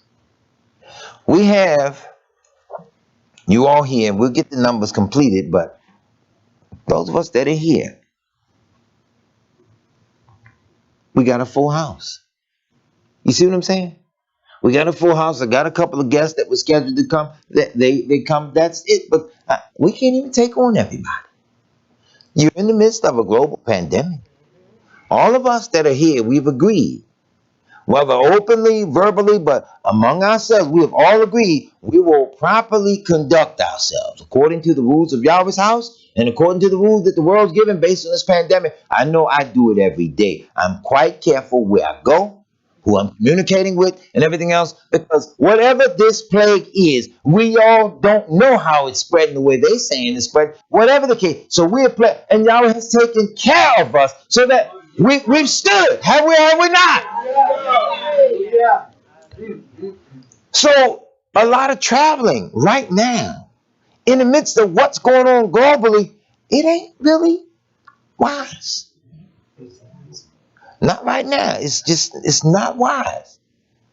When Yahweh is doing his, look, come on, how many of y'all come them home with them parents? Remember them parents, them grandparents, thunder and lightning hit? What would they say? Child, sit down. I believe in being quiet when you know who is doing his work. Ain't that what they used to say? See, Sister Vincent sent me before I could say, I know she know. Hallelujah. But ain't that what they used to say? Enough to let you know, hold now, hey. There could be judgment in this storm. You get somewhere and sit down. Sometimes they went even further. They covered up mirrors and things like that. I don't know nothing on it. I can't speak on it, but I haven't seen lightning hit a mirror and reflect and go off. And I'm not sitting here saying it can't or what have you, okay? I'm saying personally, I haven't seen it. You know, so I haven't seen them unearth a diamond out of the earth. So I don't know what it looked like when it first come out the ground. But I ain't going to see it and say, well, then they don't exist because I ain't never seen it. I ain't going to do that. But we as the people of Yahweh need messengers to stop sometimes and sit and talk with us. Everybody that I encounter now, I understand what Yahshua meant when he said, all that ever came before me were thieves and robbers. Meaning everything that came trying to pretend to walk with them wherever they was coming because they wanted to hustle this way, like get some money, collect some tithes from out. Everybody today you encounter wants to preach and teach. There's far more to this way of life than just standing up before the people and talking. There's work behind the scenes that has to be done. And we have to be in a position where we can be heard and can hear Yahweh. You hear what I'm saying? Most people, they don't regard Yahweh the way that they should. We don't pay attention to the things we should pay attention to. People in the ancient days, they came to Yahweh, to the messengers of Yahweh and all, seeking prayer for their children, all kinds of different. They were sincere because they knew whatever going on with my child, this ain't natural. They didn't deny it or cover it up. They came seeking help. Okay? They were sincere by it. Not no, my baby, your baby bad as hell. Now, it ain't always going to take slapping the hell out of them. I'm saying that. It ain't always going to be that. Sometimes it is a spiritual condition that you have to turn your plate down on to get command of it. Sometimes we are slothful. When we move too slow. When Yah says, what thou do, do it quick. Because there's such a great work to be done. Okay?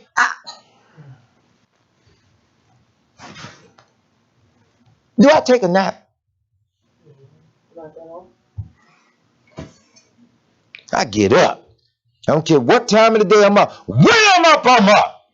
I ain't got no time to be snoozing in the day. I just don't have that kind of time. There is so much to do. I don't get that.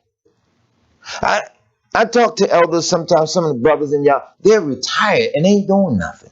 I wish I was retired.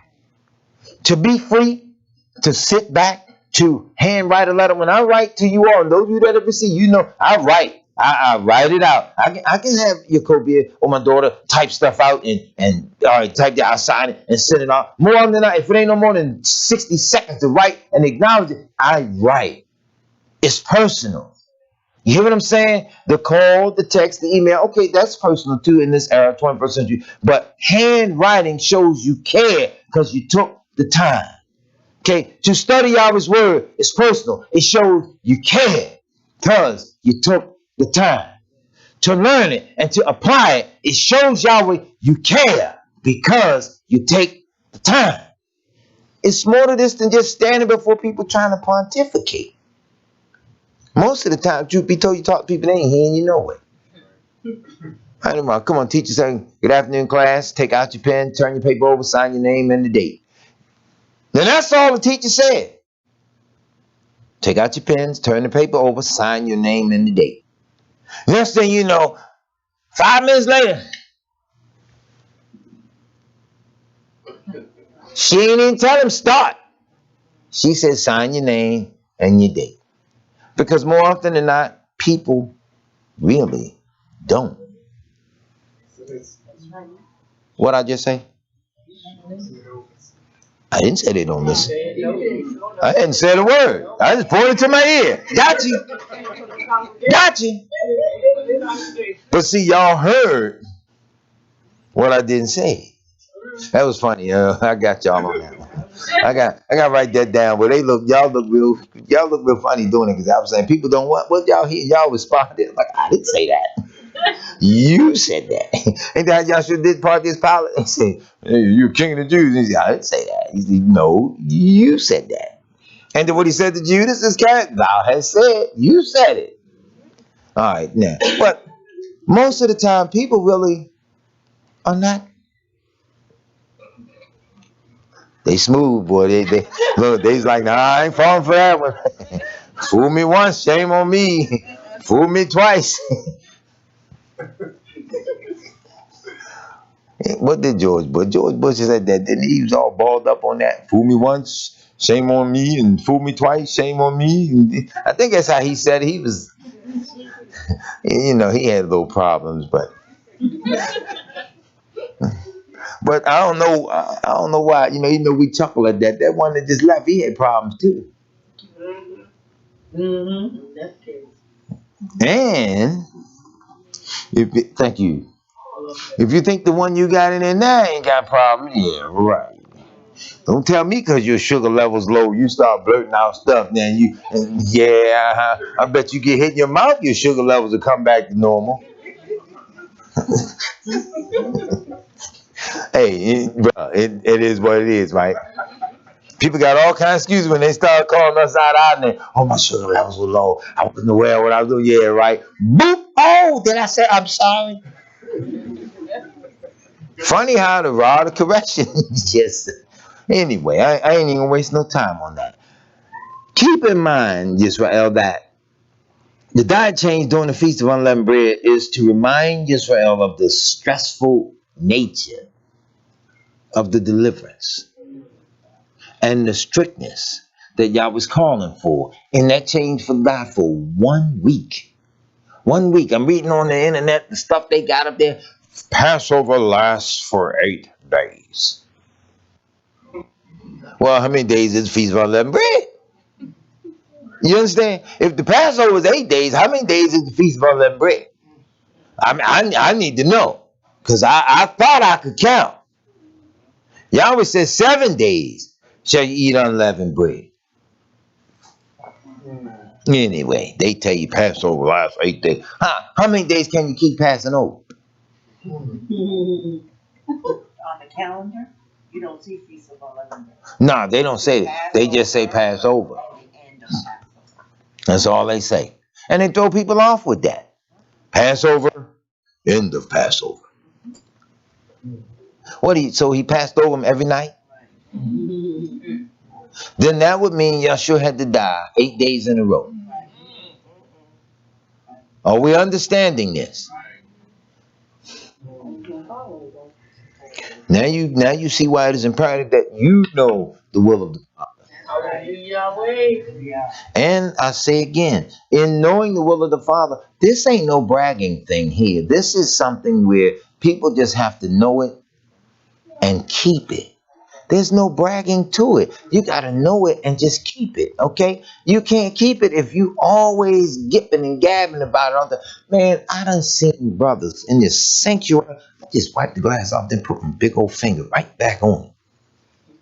Big old smudge print. I go to read the word and I'm looking like I'm a forensic scientist looking at a fingerprint. There you go. Anyway, I have seen men in the assemblies of Yahweh. Now, this ain't nothing personal. I'm just talking pretty. I've seen men in the assembly of Yahweh that praise and worship. Don't all run up at once. Remember that, Deacon Rex?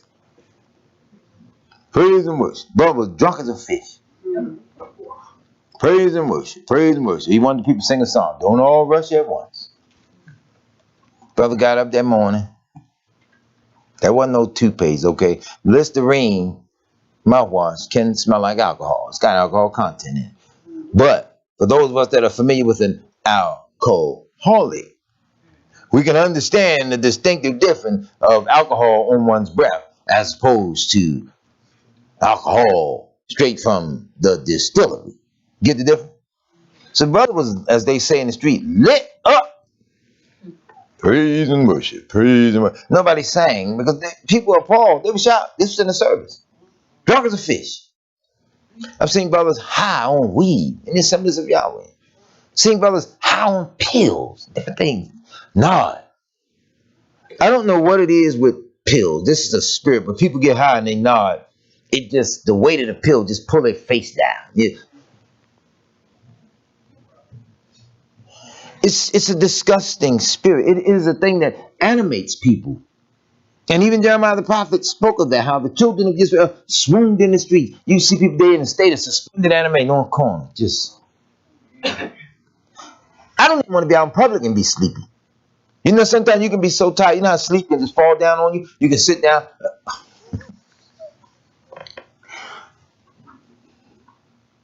Yesterday evening, I was talking with my grandson. I leaned over the back of the sofa. This is a true story. My daughter, she thought this was the funniest thing. She shot a picture of it. You know, see, people with them cell phones, man, make you sick. So my grandson, he's down on the sofa. So I lean over the sofa and I say something to him. And the back of the sofa is just so soft. It was so cushiony. I leaned over and I said something to him for a few seconds, and he responded back. And I put my head down like that. Needless to say, what happened? Anyway, when you fall asleep, you know how your breathing changes? Standing on my 2 feet, legs split like that, just leaned over the sofa. I went out. I went to sleep. And I was gone for a minute or two. And when I caught myself and I came up out of it and I looked at my daughter, she was sitting to my right. She just started laughing, just like he was laughing, and my daughter just started laughing. She says to me, yeah, you know I got it. So I said, how long was I asleep? She said, no more than a minute or two, but don't worry about it. I got it. And showed me the picture. And my point, I don't even like to be like that. Now, Shabbat, it's a day of rest. You all know me. I will eat with you all. I will dine. We will relax. We'll talk, whatever. I'll come here and sit and try to practice whatever. Next thing you know, I check them every now and then, make sure they still work. You know, you don't want to. You get my point. I check them, make sure ain't no leaks. But I'll sit and rest. I won't do that in public. So imagine our brothers that put these substances in them and just in public can't make it because it just overrides their adrenaline in such a way that it's practically impossible to clean them up. And imagine men of Yah who want to pills and go around and teach and talk to the people of Yahweh and nod out in the middle of it. How? I've seen it in my lifetime, Yisrael. And these are men that really think Yah sent them to preach and teach to them. We got to be clean. We got to be cleansed and got to be cleaned up in a manner where we want to serve Yahweh. I want you all to know and understand. Ain't nobody held captive here. Okay, we can't do that. There's no captivity here. Now you can't leave here. What? Ain't nobody held hostage here. And Yahweh ain't saving nobody against their will. Do you hear what I'm saying? We obey Yahweh because we learn and understand this is the right thing to do, because for salvation, it's the only thing to do. You ain't getting up in the kingdom, you look around. Is that Ned the wino? How'd he get here? He cursed Yahweh. He did. Oh man, he just before he died, he hit the lottery and he bought a ticket, so he bought his way in. Nah, not gonna happen. You ain't buying your way into y'all's kingdom. You're not gonna bribe. You're not gonna just slip up and somebody be in there. You hear what I'm saying? You're not gonna do it. When people today, we do that in the world. We pray, I know my mother's in heaven. How do you know? That's how we do. I know my mother's looking down on me. How do you know? That's all we always say. I know the ancestors will do this and do that. Why? See, it goes on and on, man. Because we just believe all sorts of stupid stuff, but the things that Yah says for Israel to believe, we don't even want to hear it. Let's do this real quick. Watch this. Let's go to the book of 2 Kings, chapter 23. You try to tell us the things that Yahweh says for us to do, we got all kinds of excuses to not do it. I see our children still dying in the streets, though. Our children are still right there, still dying in the street, and we don't have no answers. We don't have anything to say. I get so tired, man, when the poor little black men in the street today, man. And our communities, we are sad as men because we don't even care. I look at the men, and men get mad when I say this, but this is the truth. You can't keep on coming down on the daughters of Yah without coming down on yourself. There's no way you can do that. We can't keep on talking, oh, she's a hoe. Oh, she's this. Oh, she's that. She is somebody's daughter who somewhere along the way, mama transgressed against Yahweh. Somewhere along the way, daddy transgressed against Yahweh. Somebody forgot to teach son and or daughter. Yet son and or daughter learn things from daddy and mama that translate into extremely negative behavior that we see and view as totally distasteful. So after a while, mama has children. Children have children. But somewhere along the line, we lose sight of the initial point of contact of what set that generation of sin in motion. So today we just, oh, she's nothing. She's no good. Oh, he is nothing. He's no. We all have sinned and come short of the kabah, of what Yah, that regalia, that honor, that esteem that he bestows upon his people. The royal families, do you know they have security detail? They have things that they teach their children when they're out. You see, Google this picture. You'll see John Kennedy Jr. Not now. I said Google this and I seen movement. Let me get my phone. No, I mean, at your own time. John Kennedy Jr. saluted his daddy's flag.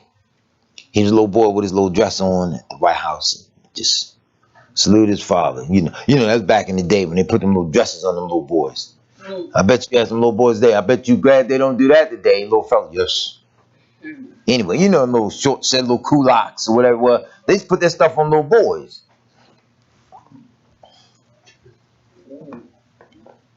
I ain't getting into the dress code right now. I'm just saying. Don't. Anyway, they were taught a line of dignity. A way in which you didn't see little John running all around through the funeral. He was all over the place just cutting up. There's a lesson. No, you must do this way. You must do that. They taught them something, okay? They get them little royal families together, man. This is the funniest thing I've seen all week. Somebody showed me a picture of the Queen's husband. I forget his name, which is her second or third cousin. I forget how it was, but anyway, they family. Philip. He's purple now. If you've ever seen him, y'all ever seen him? You gotta look at him real close. He's a deep purple. About the color of the purple we have going around the wall. It's a strange color, man. He's terrible. And they were saying how they were wondering what the complexion of the baby was going to be. And I was wondering to myself, I wonder if he said it. You know, the purple one. You know, did he? I'm bringing all this out because they're just certain things that they want done a certain way. They have precepts.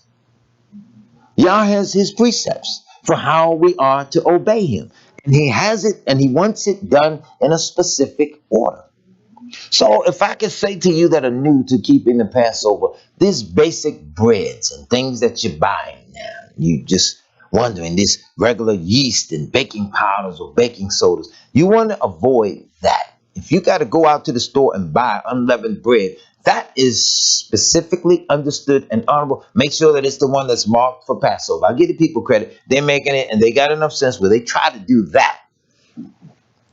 But on your basic stuff, your basic fruits, your meats, your beef, your chicken, your turkey, etc., your fish with scales, those are things that are completely still edible during this week.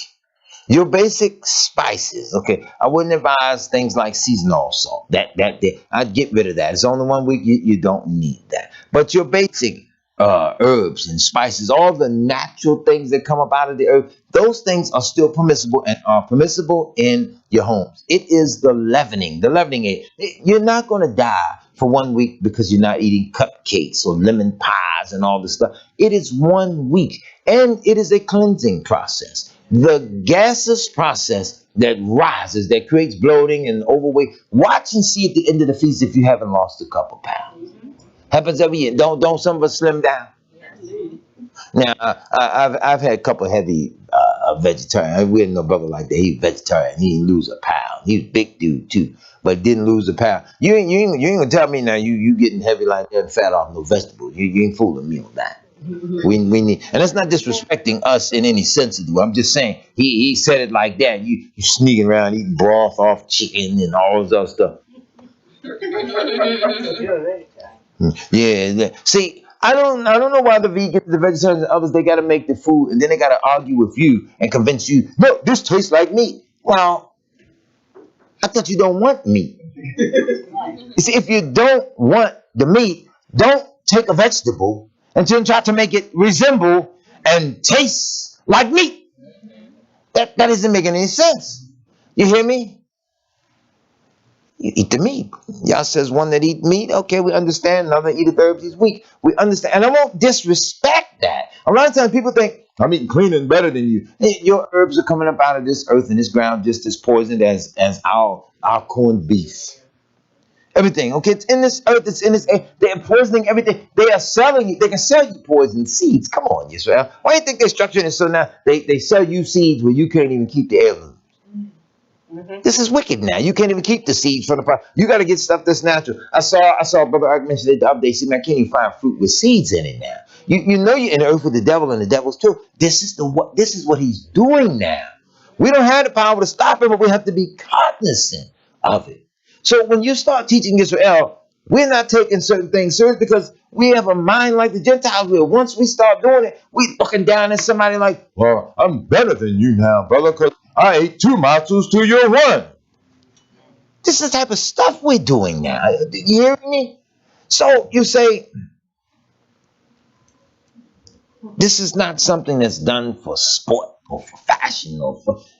Yahweh's reminding Israel, I brought you up out of a time and it was stressful. You came out. The lions were happy to see Moshe and Aaron when they went to go see the king. The king felt betrayed. His #1 security system, hungry lions at the gate.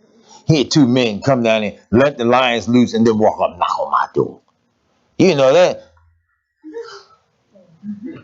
You know what the king was thinking, all right, as soon as these 2 gone, these 2 are dead. They ain't no more good to you, right? Come there, you bring the man that's going to destroy your whole nation. They walk up there with him, smiling, rubbing all up on. Yahweh has power. He told the dogs in Egypt, you shut your mouth when they're coming out. Don't treat it so much as bark. Exodus 11. And the dogs didn't bark.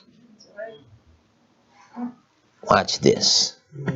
This is 2 Kings. I hope I said that right. 23? Okay, 23. Let's start at verse 22.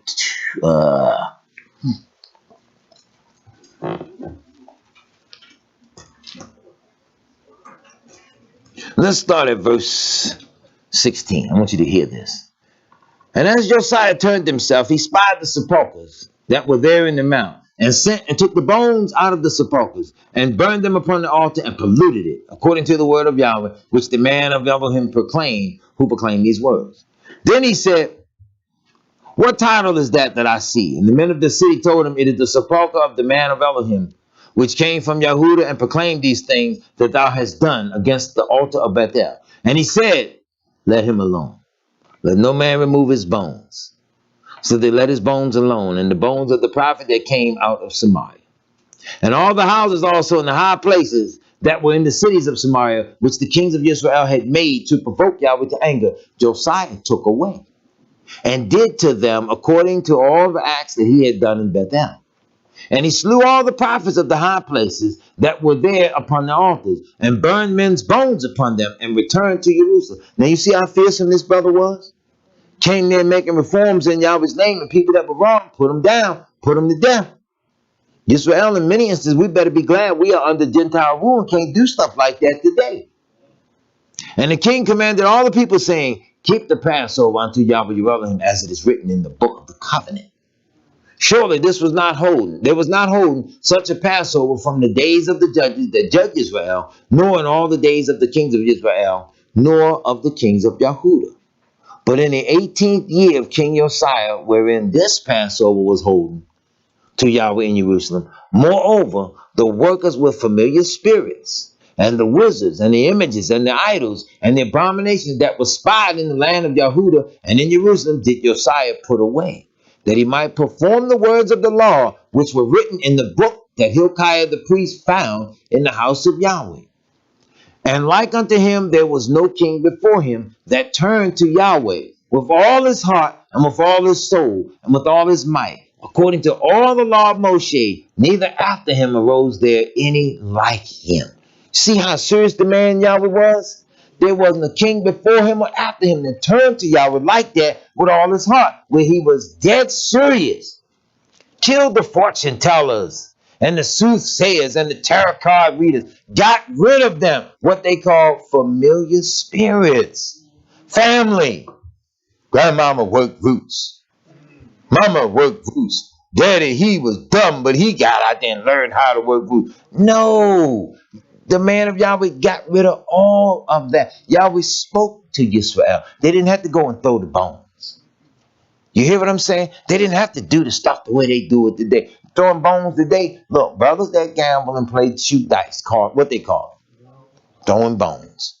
It's made out of the same type of material. Ain't the dice made out of a specific material? What's the material? Ivory. Y'all ain't know that. You ain't never been gambling.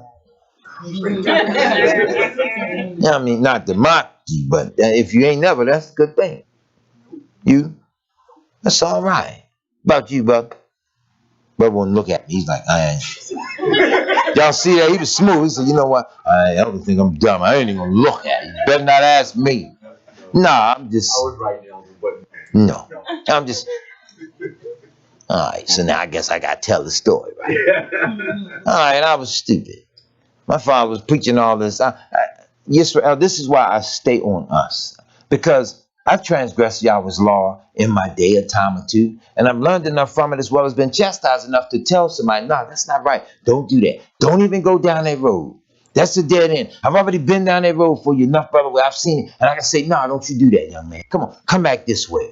And the scripture says, let the righteous smite me. It should be counted a kind. You know, sometimes that's how the old man do. Pat, get over there, knucklehead. Today, you can't say nothing to people. Children today, you rip and blip and blip. They can put words in their vocabulary and curse words together so eloquently. You say to them, you say, well, you little dumb thing. I didn't even know you could talk. You curse like that. Yeah. Hey, man, you'd be surprised how people, children, get eloquent when it's time to put profanity together. You say things like, I didn't even know those two words could go together. Anyway, you know how Gentiles curse, don't they? They curse and put Jesus in it all in the same. Jesus effing Christ. Just, you be like, Did he curse you or bless you? How does that work? You'll know in a minute because you walk down the street, $50, you take too much stuff, you fall and break your neck. So he got it both in for the price of one. Anyway, Yahweh's people have to learn when the messengers tell them, no, let's not go that route. Let's not burn up energy doing that. You ain't got to go out there investigating it, trying to see it for yourself. That is the biggest error of my life, was when I left the commandments of Yah for a few years to be out in the world in the street. And my father kept preaching and hounding away. And he didn't back up off of people how he felt about the law, because people said, your son out there. He just, the old man kept on praying. And Yah put a whipping on me too. And as a result of the whipping, here I sit today. So I told Yah for his mercy that I talk to young men today. And I don't play with them when I talk to them. Anybody got time to be petting up your little son? That's your boo-boo, not mine. You hear what I say? I love him. I'll kick him in the seat of his pants, send him home to you. When he's 19 or 20, he'll look up and say, yeah, you know, I was cutting up and I was doing this and doing that, man. I was going to die. And John kicked me square in the seat of my pants. And I'm glad, because number one, it hurt me. Number two, it made me sit down and think. And number three, because of that, and I listened to Yahweh's word, Yah will heal me. They'll say it in due time. You see what I'm saying? A lot of times people don't want you to say nothing to them today. So then if you don't say anything or correct us as a nation, who's going to pull us out of the fire? The scripture says, thou shalt surely rebuke thy neighbor and not allow sin upon him. Right? So we got to sit and heed the word of Yahweh. And heed the word of Yahweh in a way where it becomes a delight to obey him. Like this king here. Man, nobody, they say, reformed Israel like this king did.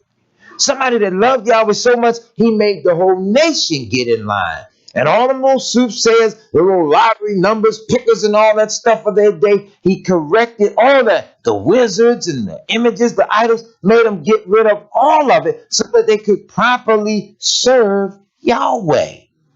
You would want somebody to stand up for right, now wouldn't you?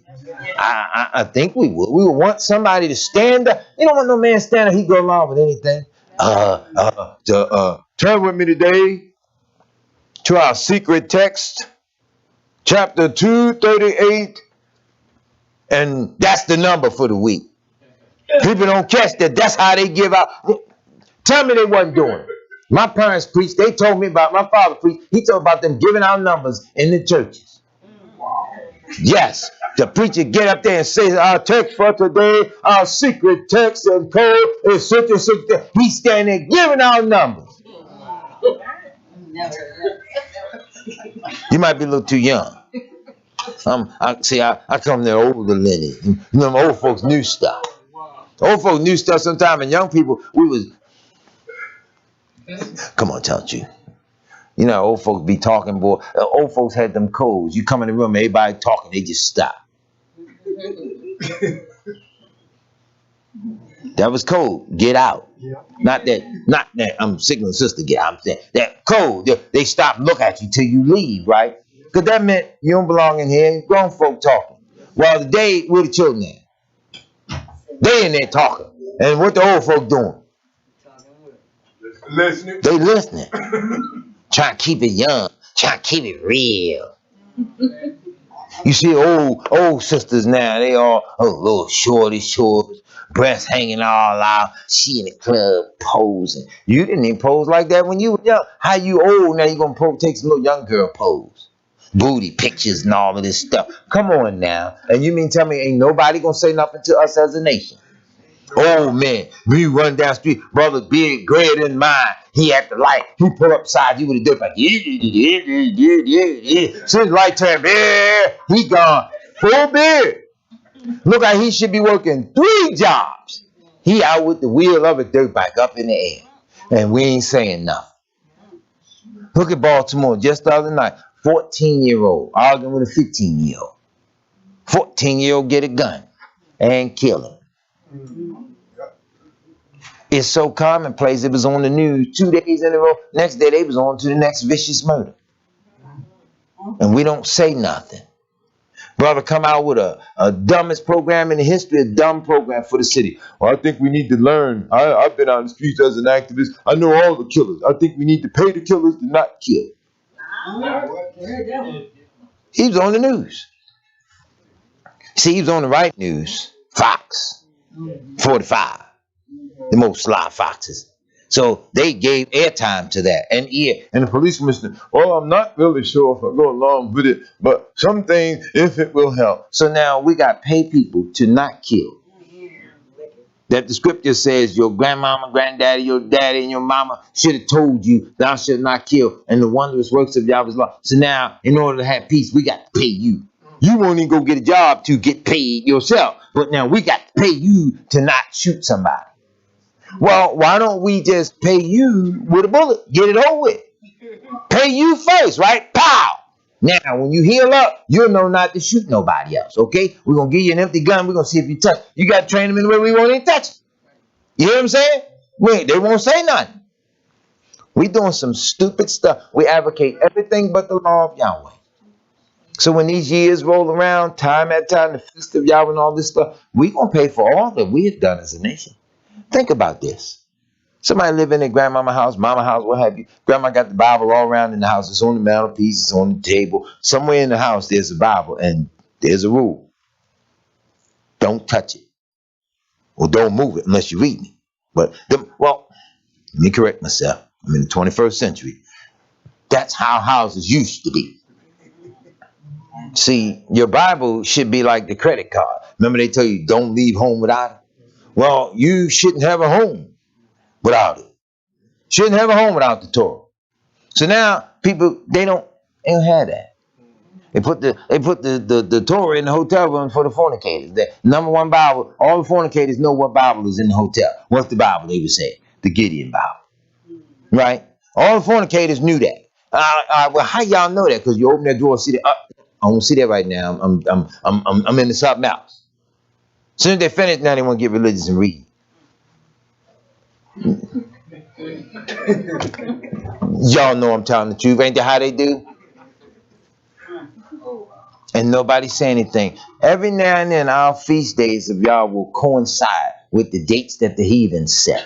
That don't mean you keeping them heathen days. That stuff like that, you cannot. If you've been in the name of Yahweh long enough, you're going to see that. If you stand still long enough, you'll see when that rolls around every 7 or 8 years or so, it'll all fall in line. They'll be right there with you. That does not mean you're keeping their days. You are still obeying Abba Yahweh. Okay? It's all around that particular time frame. Let's go to 2 Chronicles 35 real quick. Yahweh's people, sometimes they don't recognize the beauty of the things that are sitting right there in the word because sometimes we're so busy looking for so much different stuff. Again, as I heard Deacon Reginald pray today, and it is true that he asked Abba Yahweh, give us a mind, keep us in a frame of mind, but we also have to seek that frame of mind so that we seek it in a way where we stay obedient to Yahweh, okay? You have to do that. Somebody can pray for you all day long, but you should really want to obey Yahweh. You should want to do this, right? You get on the job, you want to keep the job, you've been bluffing all day. Now all of a sudden the boss coming, you ain't want to work. No. You've been bluffing all day, right? Keep going back. Put your feet back up on the desk like you was 20 minutes ago before you heard he was on your floor. Kick it out. When he come by and ask you what you doing, I ain't doing nothing. What you doing? Talk to him like you want to. See what happens. You going on down the road. You want to be able to kick your feet up because now you got to walk home. Right? Well, when it comes to obeying Yahweh, why do we kick our feet up and lay back like we ain't got to do it because I'm a Hebrew, so I'm just automatically counting? No, you're not. 2 Chronicles 35. Let's see here.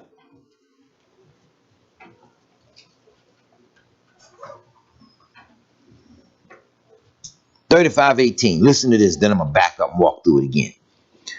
35:18. And there was no Passover like to that kept in Israel from the days of Shemaiah the prophet. Neither did all the kings of Israel keep such a Passover as Josiah kept, and the priests and the Levites and all Yehudah and Israel that were present, and the inhabitants of Jerusalem. In the 18th year of the reign of Josiah was this Passover kept. So all them years he was king now. It started dawning on him, started making reforms, started getting up there and setting it right. It had to have been something beautiful because it's recorded that none kept like that one. See that long span of time that had gapped in between it? So when Yahweh's people are now learning it, yeah, you want to get it and do it and keep it and be as great at keeping it as you can. But if it's your first time out, calm down. Heed the warning. It ain't like you got to run all over the world and just strip stuff down. One brother, one year, we had a discussion with him, and he was talking about the gypsum drywall in the houses. Yeah, give me a minute. I know that one was heavy. You see, I had to stop to process it right. I think that's a load-bearing wall there. System for tap on that wall. Just okay. That's load-bearing. That's a block wall there. One segment of it, somewhere along the way, is hollowed out. I know that's block wall. That's load-bearing between us and the neighbor next door. This one's load-bearing because of the weight. But some of the walls here, like tap that wall behind you, brother. See, hear the difference? That's drywall, gypsum or gypsum drywall. So, brother, he's super strict about Passover. Well, if you really want to get down to it, now, you got to take that drywall down out the house because that's leavening in that too. So I said, thank you, dear mom. That's the same thing I said to him. I looked at him, I said, well, bro, I know some of our children have suffered from lead paint, but they weren't supposed to eat it. So I said, we don't eat gypsum.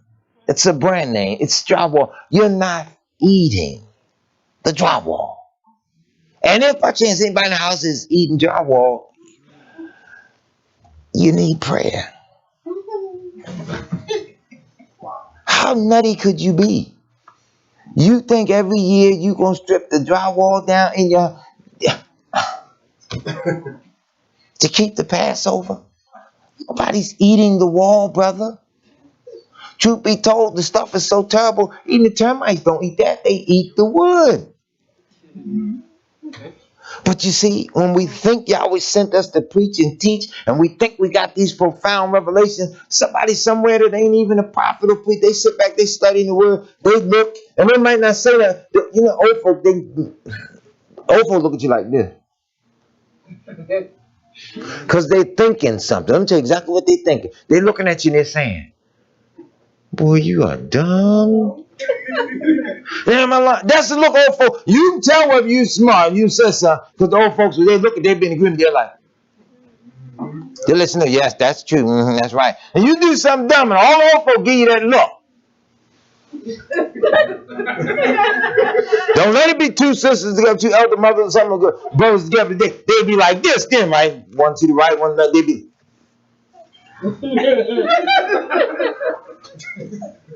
And they do that.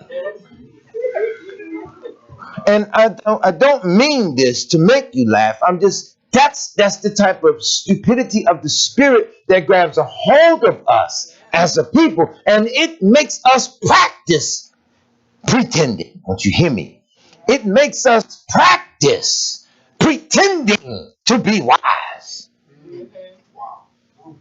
The wisdom is in Yahshua. And all we have to do is apply it. You got to be all extra. You're going to take the drywall out the house every year.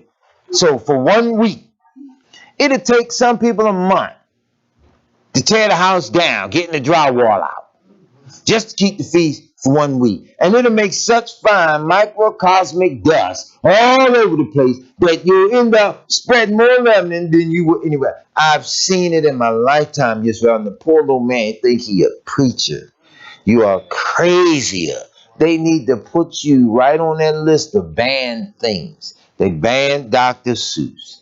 They banned Mickey Mouse. They banned Pepe Le Pew. And this poor little brother, he need to be at least fourth on the list. I wouldn't waste time putting him fifth, sixth, or seventh. He need to be at least third or fourth on the list for just thinking something so dumb. Whew, man, I catch my breath on that one. I almost fell asleep up here.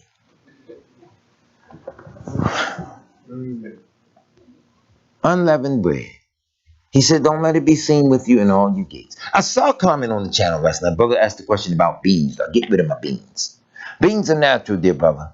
You ain't making your bread and stuff out of that. No, these natural things are the only thing that we do recommend. I want you to hear why we tell you all I wouldn't try eating rice during the Feast of Unleavened Bread, because your rices are laden with that starch. It's processed in such a way that those starches, which are leavening agents, you don't want to deal with that. Leave it out. That's the simple rule. When in doubt, leave out. Stop crying over whether or not you can eat macaroni and cheese for a week. Some of those cheeses and different things like that have leavening agents and stuff in them, so you let that go. It's only a week. You're not going to die. He's not even commanding that you fast. This is a feast.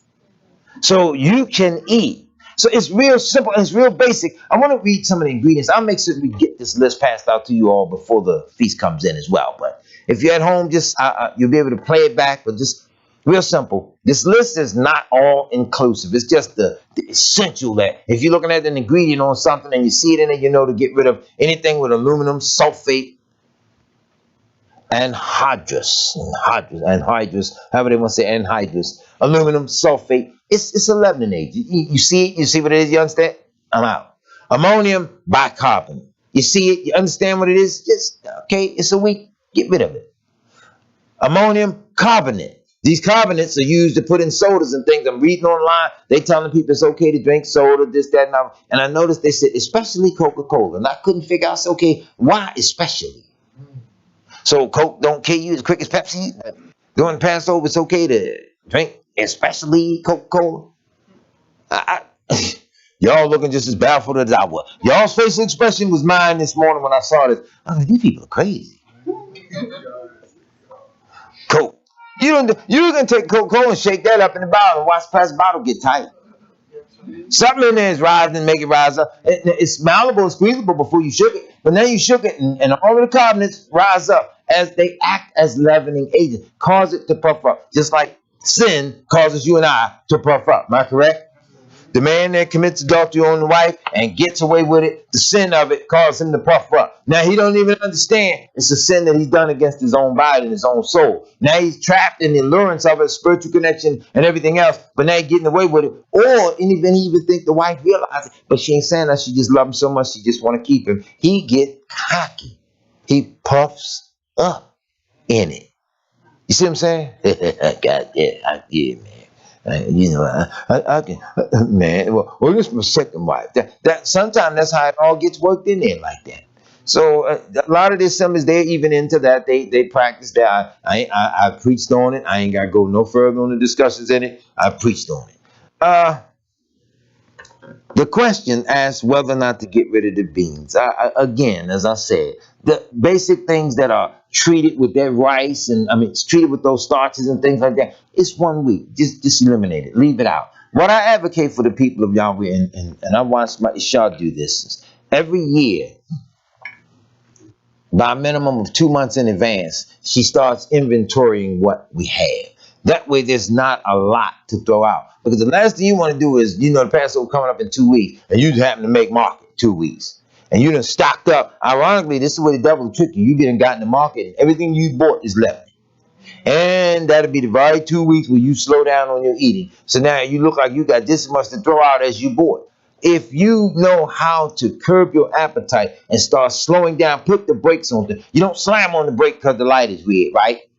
You gradually start slowing down before you get up on the light, right? I'm going to check because some of y'all are running light in New York. Second.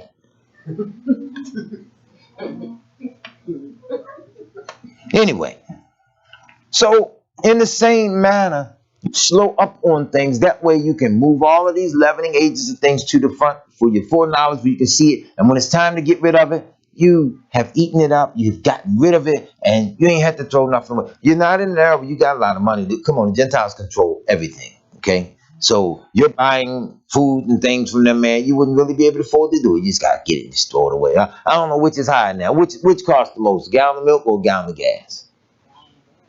Gas going up, about the same. Your gas going up, right? About the same. Because at one time, a gallon of milk was about $5. Now, wasn't it? Was it? I don't either. I don't drink milk, so I don't even keep track. But so all right, I guess I'll strike that from everybody saying I don't drink no milk. Y'all should drink milk. Scripture says teeth shall be white with milk, so it was the right kind. Let's be clear on that. The stuff they got now, I worked here in Baltimore as a young man, about 19. I worked at the Cloverland Milk Dairy. And the stuff that they were putting in the milk then, microorganisms and stuff. I know a brother got fired because he refused to put that in the milk. He said, I don't even know what it is. If you open the bag, it stinks. He said, you know that don't belong in no milk. So he got fired because he wouldn't add the microorganisms to the milk. But we were delivering to what they call the Women and Infant Children's Program. We delivered the WIC. Now, I got fired from the job. I didn't know that the brothers were doing it, but I got fired. They would load on the trucks. They had a deal, extra milk on each street. You know, we had a route. I had the stubs and everything, so they would load extra stuff on. So I was new. I didn't know. I run across poor black families. Different one, mothers open the door, so there'd be 5, 6 babies in there, and she might be scheduled for 4 gallons of milk, 2 loaves of a loaf of bread, 2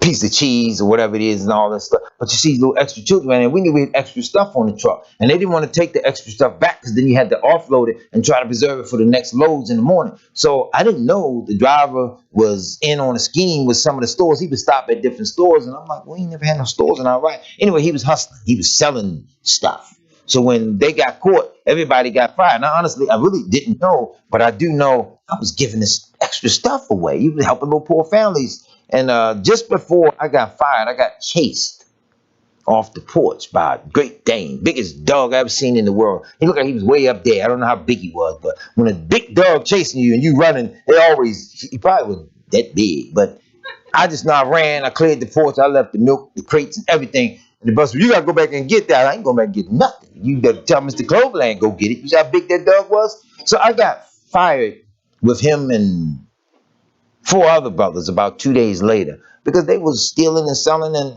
I told y'all he kept me clean of it because I didn't know that they were hustling like that. And they was divvying up the little money around. I'm the new man, so they didn't cut the new man in on it. So, hey. But at any rate, I learned, told Yahweh that don't ever no harm in doing good. People open the door, you see little poor hungry children around. You've had hungry people in every era of time. And even now, if you look real close, I won't knock them, but even now, white folks have lived in one of the greatest ironies in the history of the world because a black man cut their food stamps off and threw many of them in the street. And though you and I might not understand it because we didn't hear about all the Obama cuts, but those cuts to welfare impacted them white folks first. And in case you ain't understood it, now you know where all of those white panhandlers and the beggars with the signs and stuff come from. Go back to the Obama years, that 2008, 2009 time frame, the great financial crisis and all that stuff. Trust me, that's why they hate him so bad, because all them cuts he made to them SNAP programs and all that other stuff, that stuff hit them first. It hit us too. As well, when the whole food stamp system crashed that Shabbat, nobody could use them cards and everything. For those that are at home, the minister give me a footnote. He said 2013, when the food stamp system crashed on the Shabbat, nobody couldn't use their cards and all that stuff, and then they put the new rules in place. It left a lot of hungry, poor white folks. So if you all ain't understanding it, even again, Dave Chappelle made a joke about it. He said that he figured out standing in the voting line 2 times in life who was going to be the president because he saw a whole bunch of black folks in line, and lo and behold, Obama won. But he said that the next time around he stood in line up in Ohio where he lived at, and he looked in the line. He said, I figured it out 2 weeks before everybody else realized it. Donald Trump going to be president. And he said, I figured it out by all of the poor white folks that were standing in line with these mean, nasty looks on their face, that were truly fed up, that were tired of this, that, and the other, blah, blah, blah. He said, you know what? That man going to be president. So you got to understand the power of the people who came out and believed in a system that had no believability whatsoever. But it does move people in ways where you can see things coming if it's no more than 2-3 days in advance, just based on how the people see. Your vote don't count. Your vote count less than prayer. We think prayer doesn't count because we pray and Yahweh don't move immediately. Well, neither does gas and electric company. Think about it. You call me, look, man, I'm a power out, man. Can you get out here and fix it? Everybody want them to come right there because they're on the phone. They should be able to go to the window. Okay, I see y'all out here. Never mind. Thank you. Hang up. That's how fast you want them out there, right? But it don't work that way. So sometimes you're without power for days, sometimes weeks. Correct? So that's the way this stuff works. You don't, it ain't come because you called. They were going to do it at their time anyway. So people think that the presidents are shifted and changed to suit the poor people, but it don't always work that way. So our people ran out and voted Biden, just buying more time to do some of the stuff that was going to be done to you all by either party anyway. So now your gas prices are creeping back up, food prices are creeping up simultaneously, and your wages are remaining stagnant. Now you're bringing in other people who come in and work. You don't want the job because you can't make it off $10 an hour. You definitely need 15. So you say, well, I got to go somewhere and see if I can find 15. But now you were getting ready to get hired for 15 over here, whereas you rejected the 10. Well, here comes Jesus. They done dropped the 10. Now I'm down to 8. Jesus was happy because he was getting 35 cents an hour where he just come from. So now $8 an hour, he's in heaven. He going to take it. He going to make it work. But you was getting ready to get the 15, but Jesus told his cousin, go over there and put an application in over that spot right there. So then they asked the cousin, right, as they asked you, are you willing to settle for 13? You said no. Jesus' cousin said yeah. Who you think get the job? So it happens. And unless somebody's really picking up on it, how the displacement is taking place, we keep wasting time believing in something that ain't believable. And then Yahweh that says, put your trust in me. For some reason, we just can't let go long enough to actually trust him. Am I making sense? And that's why we keep suffering a lot of times. That's why we have high rates of recidivism. Brother, in prison, out, in, out, in, out. We have such high rates of it because nobody's really talking. I said, man, I don't care how hard your troubles are. We're going to learn to trust in Yahweh. No matter what's going down, we're going to stick together. If you hungry and I got a slice of bread, then that means you got a slice, I got a slice. We're going to eat this together until it's all gone. But not no, we'll get your own slice. We got to learn how to humbly work together. We got to learn how to do it. Are you hearing me?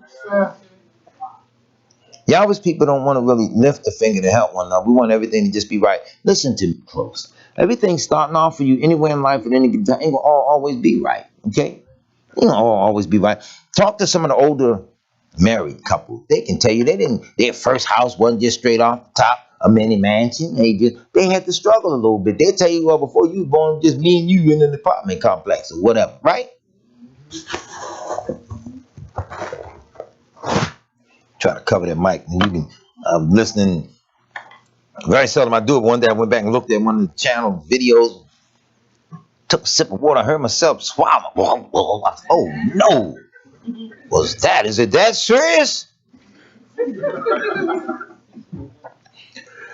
So Yahweh's people have to be taught how to keep his commandments, his feast days, how to take delight in all these things, and yet relax yourself. You got to learn how to relax yourself. You got to learn to get to know one another. I teach this to Israel all the time because we are in the world where the power that you just read about, how Moshe went before Pharaoh with all that power. Well, people out here with power now, they're seeking to use power for their benefit, to your detriment. So they're searching for people like that. With that kind of power today, messengers of Yahweh that can really get a prayer through, that can call down thunder or lightning on them and all that, can go up against the oppressor and get Yahshua to move. You need men like that out of the way. And if you got men in Israel that say they're Israel, but they high as a Georgia pine and want to teach you out of the scripture, and he ain't even living it, they ain't worried about you. You keep Yahweh's commandments and his power come upon you in ways where your understanding is increased and your ability to keep Torah now. You breeze through this thing like Superman. That ain't what the world wants. That's not what they're waiting on. So when you start talking to Israel and say, we got to do all that Yahweh commands. It's sad that a group of people got all this control over your life in such a way that even when it comes down to the Passover, you got to ask what I can and cannot eat. Because they done messed with so much of the food supply. Getting back to your basics will not kill you. You hear what I'm saying? Yes, do you? I didn't read it yet. You all help me in case you found it. I just haven't found it yet. I found no scripture where Adam was walking around in that garden. Then he went to go get himself something. He stood there and stirred in the refrigerator for 5 minutes. Y'all found it? But yet Yahweh fed him daily, didn't he? He fed Israel with manna from heaven. You know how disgusting we become as a people of y'all. If that would have happened today, we wouldn't even be thankful. I ain't eating that. What is that? You know it's true, right? We would find fault with it. But cause this my cousin, this my H Boom Coon here, he come over there with a hog's foot. Sit right down, chow into that, and wouldn't ask a question. Come on, Yisrael. You know, not you per se, but I'm saying, you know how we do as a people. We are proud people. Ain't got nothing to be proud of. Right or wrong? Little children be all at the cookout. 3 years old, they up there twerking and shaking, and everybody giving, go little nay-nay, go little nay-nay, and little nay-nay need to be spanked. Sat down in that chair, find little nay-nay mama, spank her, sit her down in the chair, and go around the corner, get grandma too. Come here, old woman. Yeah, that little bitty skirt on. That's nay-nay skirt. Spank that, put that one down, and teach them the law too. Y'all know it. Y'all know it. Come on, tell me I'm lying. Come on, tell me I'm lying. Grandmama's today, they in the club. They ain't baking no biscuits. Grandma in the club. She ain't cooking. I ain't cooking nothing. And if I tell you, have them little rat, no way. Was that what yours were? We don't teach our children to love and to enjoy life, man. We don't teach them that. I listened to the boys last week singing about the walls of Jericho. I like to hear them little fellas when they sing that song. In their little homeschooling class, they sing about Joshua fighting a battle and the walls of Jericho come tumbling down. They in there singing. I'm thinking to myself, man, I got to leave. I'm at the door ear hustling for a couple minutes, just hearing the two little boys singing. I'm like, listen to that. That's how you put it in them. That's how you teach them. Come on, man. We were little children, man. Mother, y'all got it light, man. Come on, I'm telling y'all, man. 6 and 7 years old. Mother Shula had us reciting 23rd Psalms and all this stuff. Man, that's how you teach them. And they, oh, what do it? I bet you know Lil Wayne lyrics.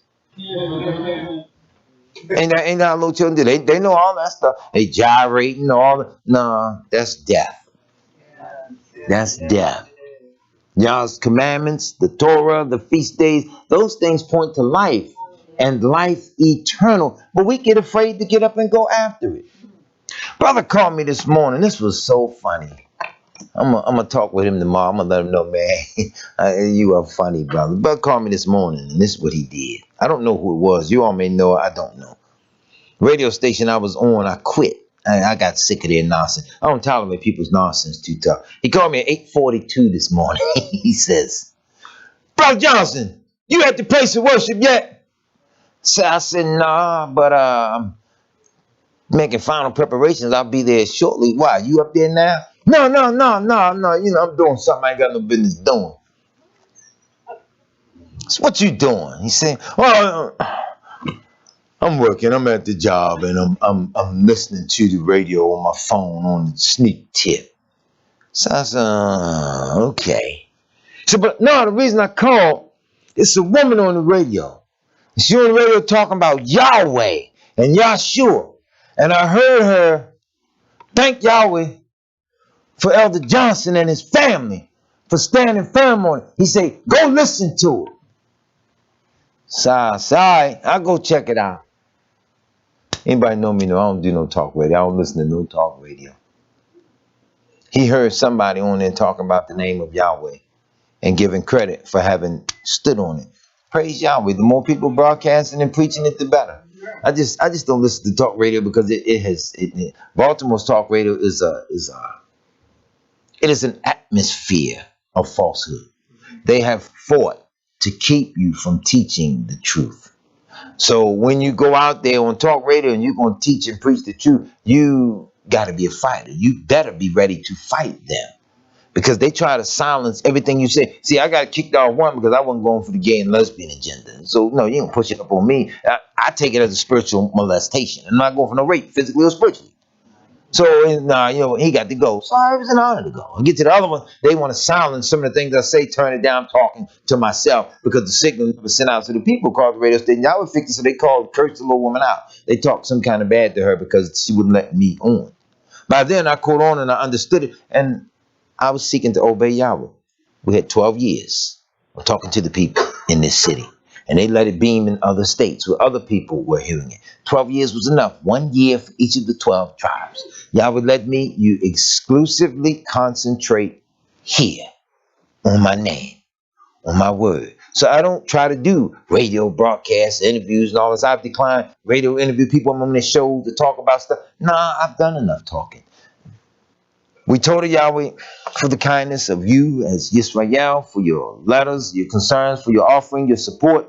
I prayed about it. I asked of y'all to make a way that if it be your will and that I had permission to do it, I finally broke down and I did do it. I bought a laptop that I might be able to sit and to write and to publish. Then could have been did it, but it exclusively for Yahweh. There are specific tracks that we 5 or 6 page little news article that has to be typed out and talked about to Yahweh's people, because some things being silenced over the airwaves, whereas a track piece of literature can be kept for dozens of years. You know, Elder Johnson put out some tracks and different things, man, that went all around the world. He got other people in Africa. He didn't even know how it got over there. Just travel. You'd be surprised. Ain't that how we got what we got? They didn't have no internet and Googling nobody, and I'm going to send you a text, man, read this to the congregation on Shabbat. They wrote them letters out and had to go places and read it in the congregation here, and somebody else wanted a copy of it.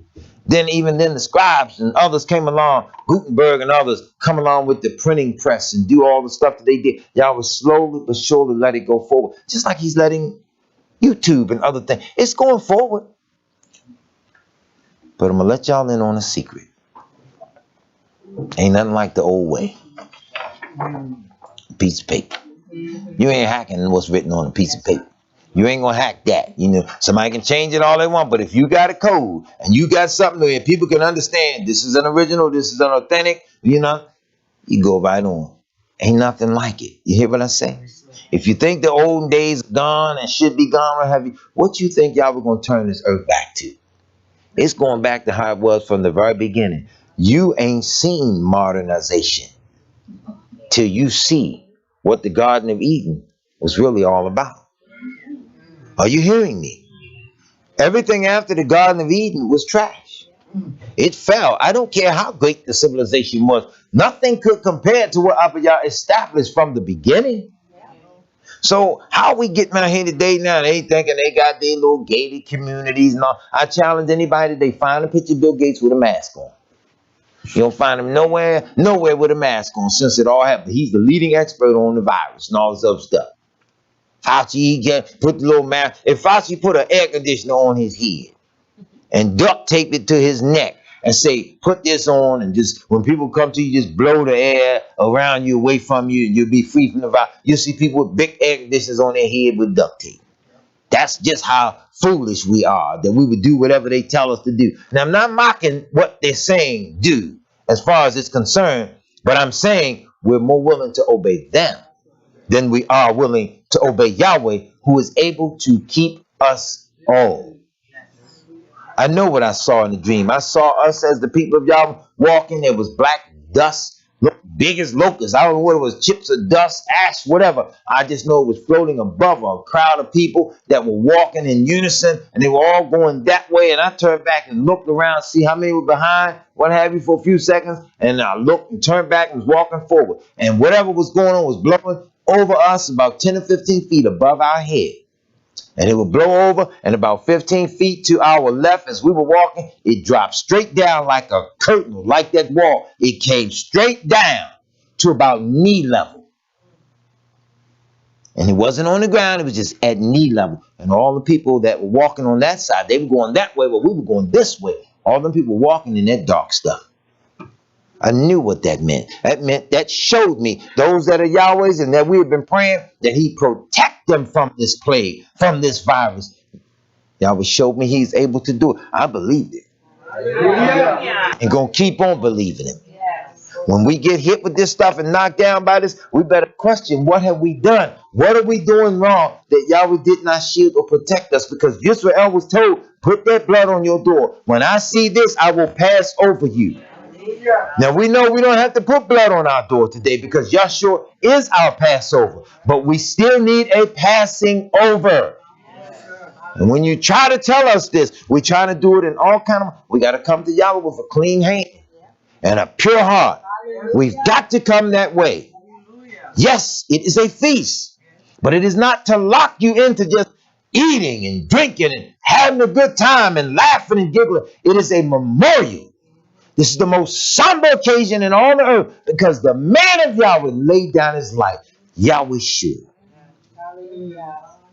And this time frame hit right now, we don't even pay attention to what it is. You can't tell us nothing as a people. Tonight, pay attention. If you can't watch now, to that setting of the sun, you all be looking out. Watch for that moon. Pay attention because you're going into your first month. Y'all got the weather and the seasons and the pattern. I told you all you got to do is just look right there from Jerusalem and just walk yourself in a straight line, walk it all the way across. Pay attention to the weather pattern. All the way across the earth, you got the weather pattern that is pretty much the same. The new year begin like that. Don't begin in the dead of the winter. That's not y'all's new year in the winter seasons, okay? You got to know the month and the time frame cycle. That March, April time frame is the month of Abib.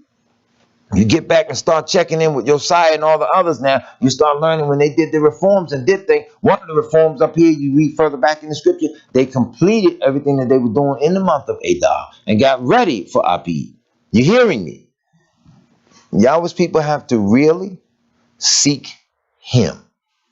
I have learned something watching the assemblies of Yahweh over the years. I got a few minutes, but I'll be ready. I'm going to tell you what I've learned by just carefully observing us. We are people that are real good at bluffing and pretending. Not you all per se. We as a whole, as a nation. We're very good at bluffing and pretending because it just feels good to fool somebody. It feels good to talk it. But when it comes down to walking it, and when you're really walking it, what you'll learn is that sometimes it ain't even nothing to talk about or nobody to talk to because you're just too busy simply living it. Are you hearing me? When you just living it, he give you such a peace. That's why a lot of times some people can't even stay in the house by themselves because they ain't at peace with nothing and no one. So when y'all would give them peace, they got the whole house and they can't even sit still. I got to go to the mall. I got to go do something. Sit down, read his word, take delight in his word. Reflect on what he has brought you through. The scripture says, many are the trials of the righteous, but Yahweh bringeth them out of them all. I don't care what your trial, you can stump your toe. Okay, holler out. One gonna give in before the other. Either the pain gonna subside or you gonna keep hollering. Your howling gonna subside and the pain keep throbbing for a minute. But whatever, know for certain, I'm in this now. I got to go through it to get through it. He promised to deliver me out of all my trials. Does it make sense? I've known people that have lost homes, man. Didn't lose their mind. Lost homes. Then Yahweh bring them through the calamity of that and provide something even better for them. Bring them right through it. You look up, they never knew. You wouldn't know they've been through it. Come on, yes, right now. All the stuff people go through. Mayor Cuomo right now feels probably like it's the end of the world for him. Every week is a new accuser. So many people coming up, even he said the other day, he said, now look, wait a minute. So he said, nah, I ain't never been this lewd and lascivious where I do this much to this many people. He said, these many people, they should have been coming. If I'm that lewd and lascivious, I should have been that way from day one. Why now? So I ain't defending him or anything, but I'm just saying, Cuomo, look to me like you got your black man card. Because see, that's what we go through. We are card-carrying members of oppression. Am I lying? We are registered members. You're born as a registered member. Check the little baby at birth. He probably got his little card, official oppressing card in his... Anyway, we're born into it. Just have so much to go through. And when other people go through it like, oh, it's the end of the world. This is so ridiculous. This is not me. Nah, y'all do it to us all the time. You hear me? $27 million to the family of George Floyd. But anybody anywhere can go Google and watch his last moments on the face of this earth before you could see any good days or good times that the man may have had. You can go and Google his last moments on the earth. And you paid his family $27 million.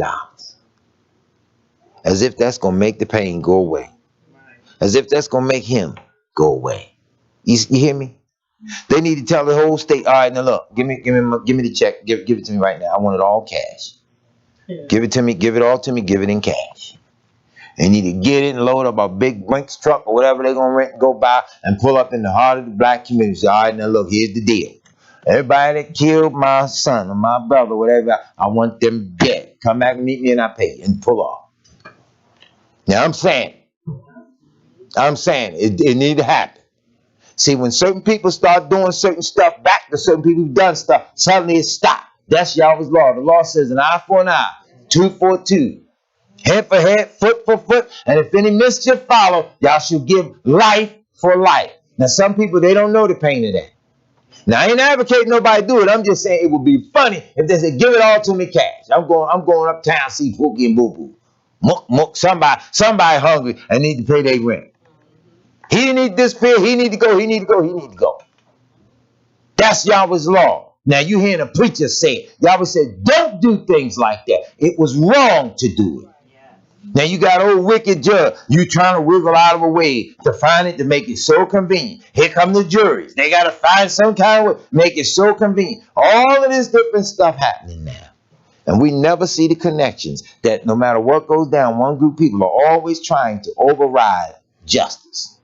Because they got the whole system on their side. Israel, you got a better system than that on your side. You just don't ask for it. You hear what I'm saying? You just don't ask for it. I say this to all of us as I conclude.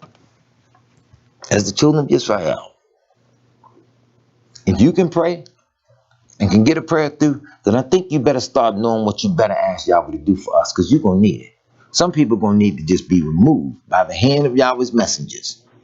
The Malachim, some people are going to just have to go. Because if you keep praying and Yahweh bless them and they get stronger, just remember they're going to keep cursing you. They hate you. Can you imagine people that done medically experimented on you, now they mad at you because you won't run and take their shot? So you really don't have the right to not trust them. After all they've done to you, you're supposed to just shut up and get in line. And will argue their point with us like we better do. Oh, you're stupid if you don't take this. But we took it and died stupid. You did Tuskegee and others. Now you want to wipe that away, and you did us no wrong. You smallpox the group of people to death. You did all these things. You are the children of people that have done these things, and you feel no sorrow behind it. You feel nothing. It's going to take the power of Yahweh to stop it. Yisrael, Yahweh shook Pharaoh's house. Yahweh took Pharaoh's firstborn. Then and only then did Pharaoh realize he's real. Take them and get up out of here. And bless me also. Ain't that what he said? Yes, sir. That's serious. Bless me. You the problem. You the source for all of this now. Bless me also. This is why I say the children of Israel, we got to study Yah's word. Live right. All these little ingredients here, if understood close, are the equivalent of different social sins. You hear me? The gambling, the drinking, the smoking, the fornicating, the lying, the cheating, all the different things. The different ingredients that go in the food that cause all of the rising agents, all the different things that are done in society cause our sins to rise up. The gambler can't stop, so he got to be in there every night, right? The fornicator's in the whorehouse, he got to be there. He can't stop. The drunk, the thief, the robber, the embezzler, everything, all this stuff builds up. And there is no cleansing of it. So now Yah says, well, I'm going to bring you through this and I'm going to remind you that I want you to clean out your house, everything because of that. These baking powders, calcium and acid phosphate, calcium phosphate, glucona, delta lactone. What in the world is all this stuff? Dimagnesium phosphate, dicalcium phosphate, disodium pyrophosphate. Sound like somebody getting ready to take a ship from you or something, right? Pirate, phosphate, all the live air. Listen, Yisrael, I'm just giving you a list of things that are in foods. There's a real simple process for this. You ain't got to be all bent up and say, El John, what do I get rid of? El John, don't do that to me. No. This is real simple. Slack up on all that processed stuff.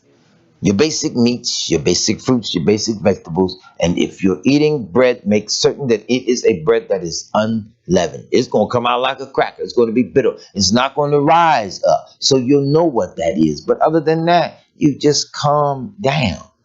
Israel didn't have the knowledge of what we have today. They wasn't sitting around that night checking, whispering out the window. Psst. Who? Johnny. Yeah, what's up?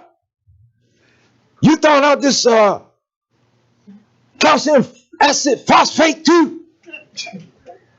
Yeah, get rid of it. Hurry up. Quit talking to me, man. Put blood on my doorpost. Didn't go down that way. They had stuff in Egypt just like we have here today. They knew specific things. Well, they didn't have to be running and scrambling, man. You seen my baking powder? We have to calm down.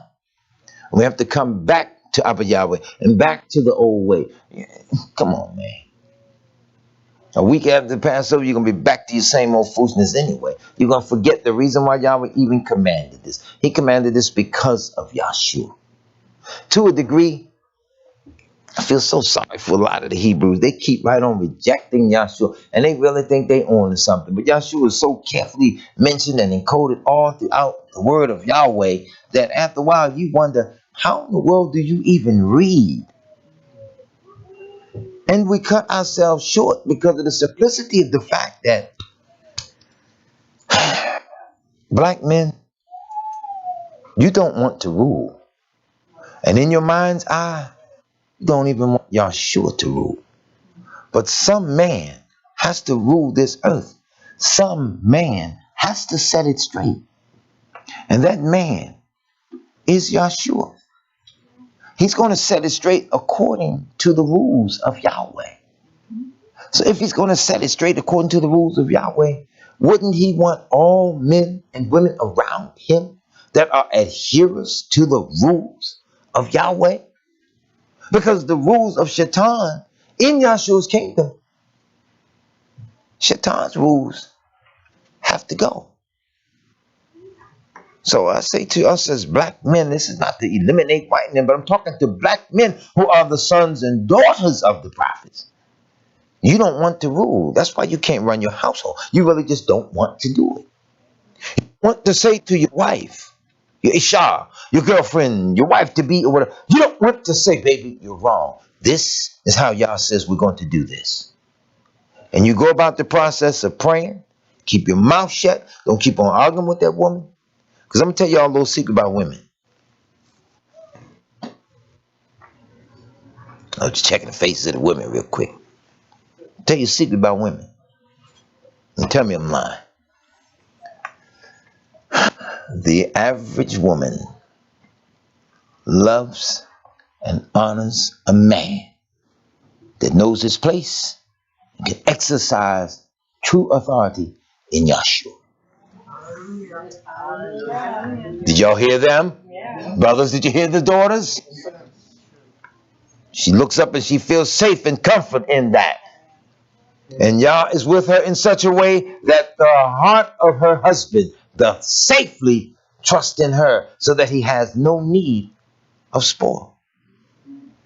Not in Israel should there be so many daughters of Yah just left so desolate without husbands, without a man. You know, ain't it sad how the sisters ain't got a man till it's time for the sexual encounter?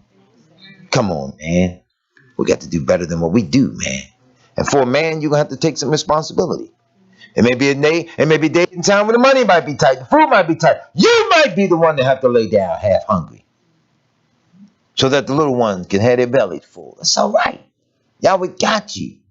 We are so afraid to fail. We want everything to be perfect. As soon as we jump out the gate. And because it ain't perfect or it don't look perfect, we ain't really willing to work on it or fight for it as men. I'm telling you, I know what it's like. I've been there. That's why we are failing as families today. Because brothers just don't want to look bad. They don't want to look like they're failing. Well, you can't look like you're successful until you go through the process of failing in order to get it right.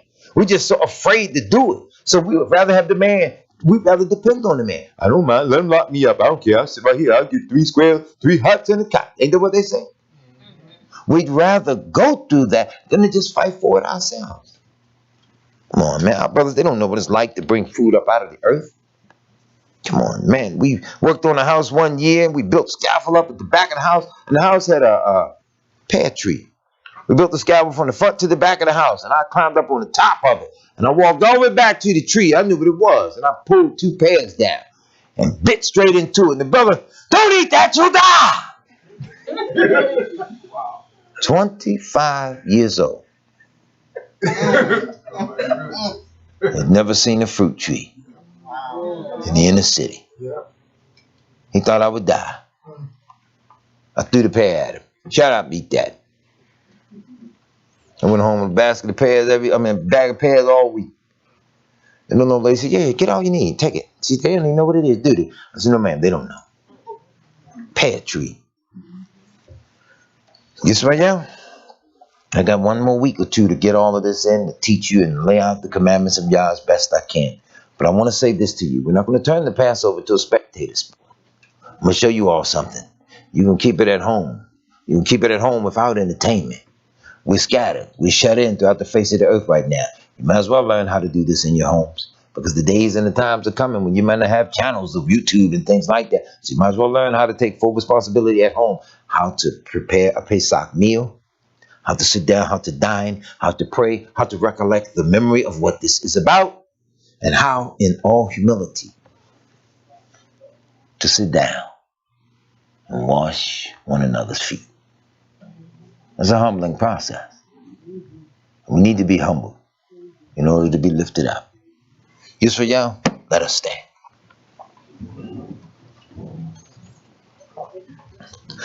Abba Yah, we come before you on this Shabbat, thanking you for the precious gift of life, our health and strength. We thank you for each and every soul that is represented here, whether far or near. We humbly ask of you in Yahshua's most precious name that you reach out and touch us, Abba Yah, as your children of Yisrael. We've been scattered throughout the face of this entire earth because of our transgressions and our disobedience unto you. But Abba Yah, we beg of you in Yahshua's mighty name, please have mercy upon us. Cause, as Yahshua said, to fall upon us. Anything that we ask for in his name, he would do. We're asking you in Yahshua's name to please right us wherever it may be that we're wrong. Please strengthen us. Baruch us, Abba Yah, our households, from the oldest of men to the oldest of mothers, from the youngest of our babies, Abba Yah, and all in between. Baruch us in a special manner, Abba Yah, not simply because we stand in need of financial blessings and gains, but Baruch us in all the great and wonderful things that you know that we stand in need of, because we know that you know more about the ways of our lives in this earth and the world. We know that you know more about what we stand in need of than we are even capable of formulating the words in our own minds. Have mercy upon us, Abba Yah. Touch our hearts, our minds,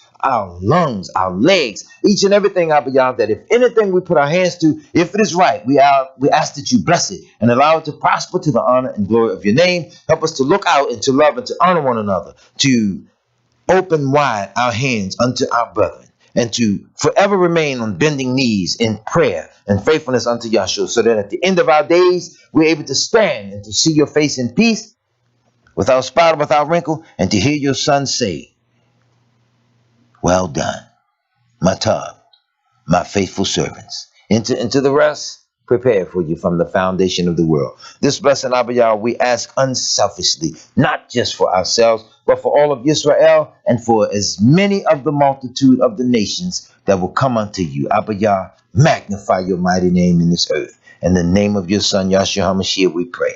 Hallelujah. Hallelujah. Happy Shabbat unto you all, Yisrael. May Yah's precious blessings never depart from your homes. Hallelujah. Hallelujah.